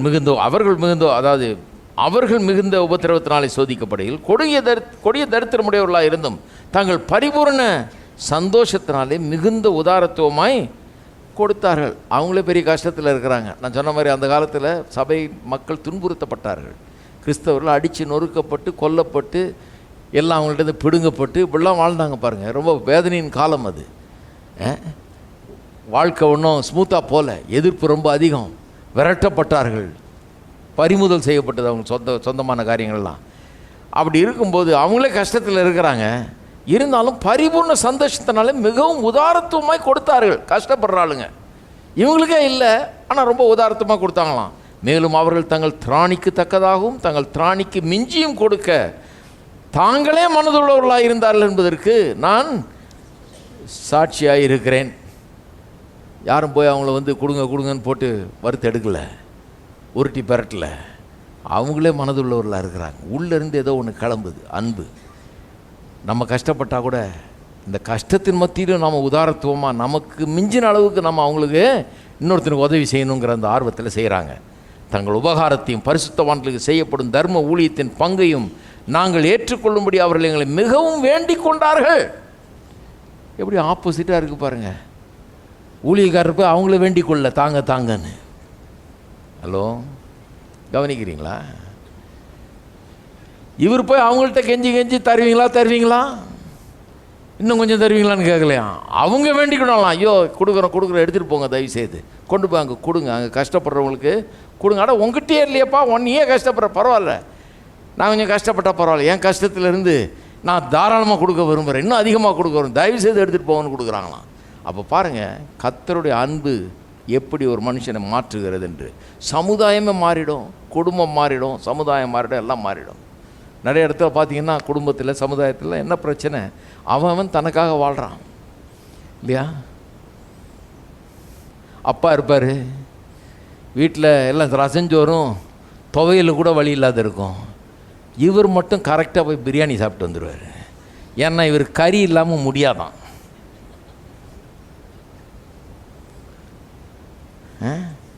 நான் பார்த்துருக்கேன் ஒரு வீட்டில் ஒரு 100 கிராம் கறி வாங்கி அவருக்கு மட்டும் செய்து வைப்பாங்க. மீதி பேரெல்லாம் அங்கேயே தான் வந்து சாப்பிடுவாங்க, ஒன்றுமே இல்லாமல் சாப்பிடுவாங்க. பசங்க மனைவி எல்லாம் ஒன்றும் இல்லாமல் சாப்பிடுவாங்க. அவருக்கு மட்டும் ஒரு 100 கிராம். ஏன்னா அவரே சின்னதுலேருந்து அப்படி கறி சாப்பிட்டே பழகிட்டார். அவருக்கு அதை சாப்பிடாமல் இருக்க முடியாது. நான் என்ன கேட்குறேன், எப்படியா சாப்பிட முடியுது ஒன்றால் பிள்ளைகளை வச்சுக்கிட்டு? பிள்ளைங்க வீட்டில் இருந்தால் கூட நம்மளால் ஹோட்டலில் போய் சாப்பிட முடியாது. கஷ்டமாக இல்லை மனசு? என்ன மனுஷன். ஆனால் உலகம் அப்படி தான் பாருங்கள். தனக்கு வேணும், தான் வயிற்றில் கொட்டிக்கணும், தனக்கு நல்ல சட்டையை வாங்கிக்கணும், தனக்கு நல்லா பண்ணிக்கணும். குடும்பத்தில் எப்படி சமாதானம், எப்படி சந்தோஷம் இருக்கும்? போய் தலை நீட்டுறதெல்லாம் ஜாம் பண்ணுங்க பிரதர், எங்கள் குடும்பம் ஒன்றா வரணும்னு ஜாம் பண்ணுங்க, நாங்கள் நல்லா இருக்கணும்னு. எப்படி நல்லா இருப்பீங்க? இங்கே வந்து அந்த ஜபம்லாம் தேவையில்லை, இந்த பிரசங்கம் கேட்டாலே நல்லா ஆகிடும். தேவ அன்பு எப்படி இருக்குதுன்னா, எனக்கு இல்லைன்னா பரவாயில்ல, எனக்கு குறைவுபட்டால் கூட பரவாயில்ல, எனக்கு மிஞ்சின அளவுக்கு, எனக்கு அப்பாற்பட்ட விதத்தில் நான் கொஞ்சம் என்னுடைய சொகுசை குறைச்சிக்கிட்டு என் பிள்ளைகளுக்காக நான் செய்கிறேன், என் வீட்டில் இருக்கவங்களுக்காக நான் செய்கிறேன், என் குடும்பத்துக்காக நான் செய்கிறேன், ஊழியத்துக்காக நான் செய்கிறேன், மற்றவர்களுக்காக நான் செய்கிறேன் அப்படின்னு ஒரு ஆள் மாறும்போது, சமுதாயத்துக்காக நான் செய்கிறேன்னு மாறும்போது சமுதாயமே மாறிடுது, குடும்பமே மாறிடுது, எல்லாமே மாறிடுது. அதுக்கப்புறம் எங்கங்க சண்டை? ஹலோ, மனைவி போயிடுச்சுங்க அப்படின்ற பிரச்சனைலாம் வராது. போனால் கூட போகாது, கெஞ்சினாலும் போகாது, அப்படியே ஒட்டிக்கிட்டு தான் இருக்கும். ஏன்னா இந்த மாதிரி ஒரு ஆள் கிடைக்குமா? உள்ளிருந்து அன்பு பிரவாகித்து ஓடுகிறது ஒரு பெரிய நதியை போல. ஒன்றுமே இல்லை, மட்டும் தரித்திரத்தில் இருக்கிறான், கஷ்டம் துன்பம் சொல்கிறான், இல்லை அவங்க கஷ்டப்படுறாங்க, அதுக்காக நான் தாராளமாக கொடுக்குறேன், ஏராளமாக கொடுக்குறேன்னு அள்ளி வாரி கொடுக்குறான். பவுல போசலாம் எடுத்துகிட்டு போங்க வற்புறுத்துகிறான், கேட்டுக்கொள்ளுகிறான், கொண்டு போங்கய்யா, எடுத்துகிட்டு போங்க, கொண்டு போய் அவங்களுக்கு கொடுங்க, நல்லா இருக்கட்டும் அப்படிங்கிறான். அன்பு உள்ளத்திலேருந்து பிரவாகித்து ஓடுகிறது ஒரு பெரிய நதியை போகிறது. தேவ அன்பு, அகாப்பை அன்பு அந்த நதி உங்கள் வீட்டில் ஓடிச்சுன்னா, நம்ம ஊரில் ஓடிச்சுன்னா, நம்ம நாட்டில் ஓடிச்சுன்னா, நம்ம சமுதாயத்தில் ஓடிச்சுன்னா எப்படி இருக்குங்கிறீங்க? பரலோகம் மாதிரி இது மாறிடும். ஒரு சின்ன அளவுலையாவது மாற்றி காட்டணுன்றதுக்காக தான் பிரசங்கம் பண்ணுறேன். ஒருவேளை இந்த உலகத்தில் பர்ஃபெக்டாக அப்படி கொண்டாட முடியாமல் இருக்கலாம், ஏன்னா மனுஷர்களாக இருப்பாங்க. ஆனால் இந்த உபதேசத்தை கேட்கிறவர்கள் செய்ய ஆரம்பித்தோன்னா ஒரு பெரிய மாற்றம் நம்முடைய குடும்பங்களில் உண்டாகும், நம்முடைய வாழ்க்கையில் உண்டாகும், நம்முடைய ஜீவியத்தில் உண்டாகும். அங்கே சந்தோஷத்தை தவிர வேறு எதுவும் இருக்க முடியாது, வெற்றியை தவிர வேறு எதுவும் இருக்க முடியாது. ஏன்னா அதுதான் அன்பு செய்யக்கூடிய காரியம். ஆமென். எல்லாரும் எழுந்து நிற்போம்.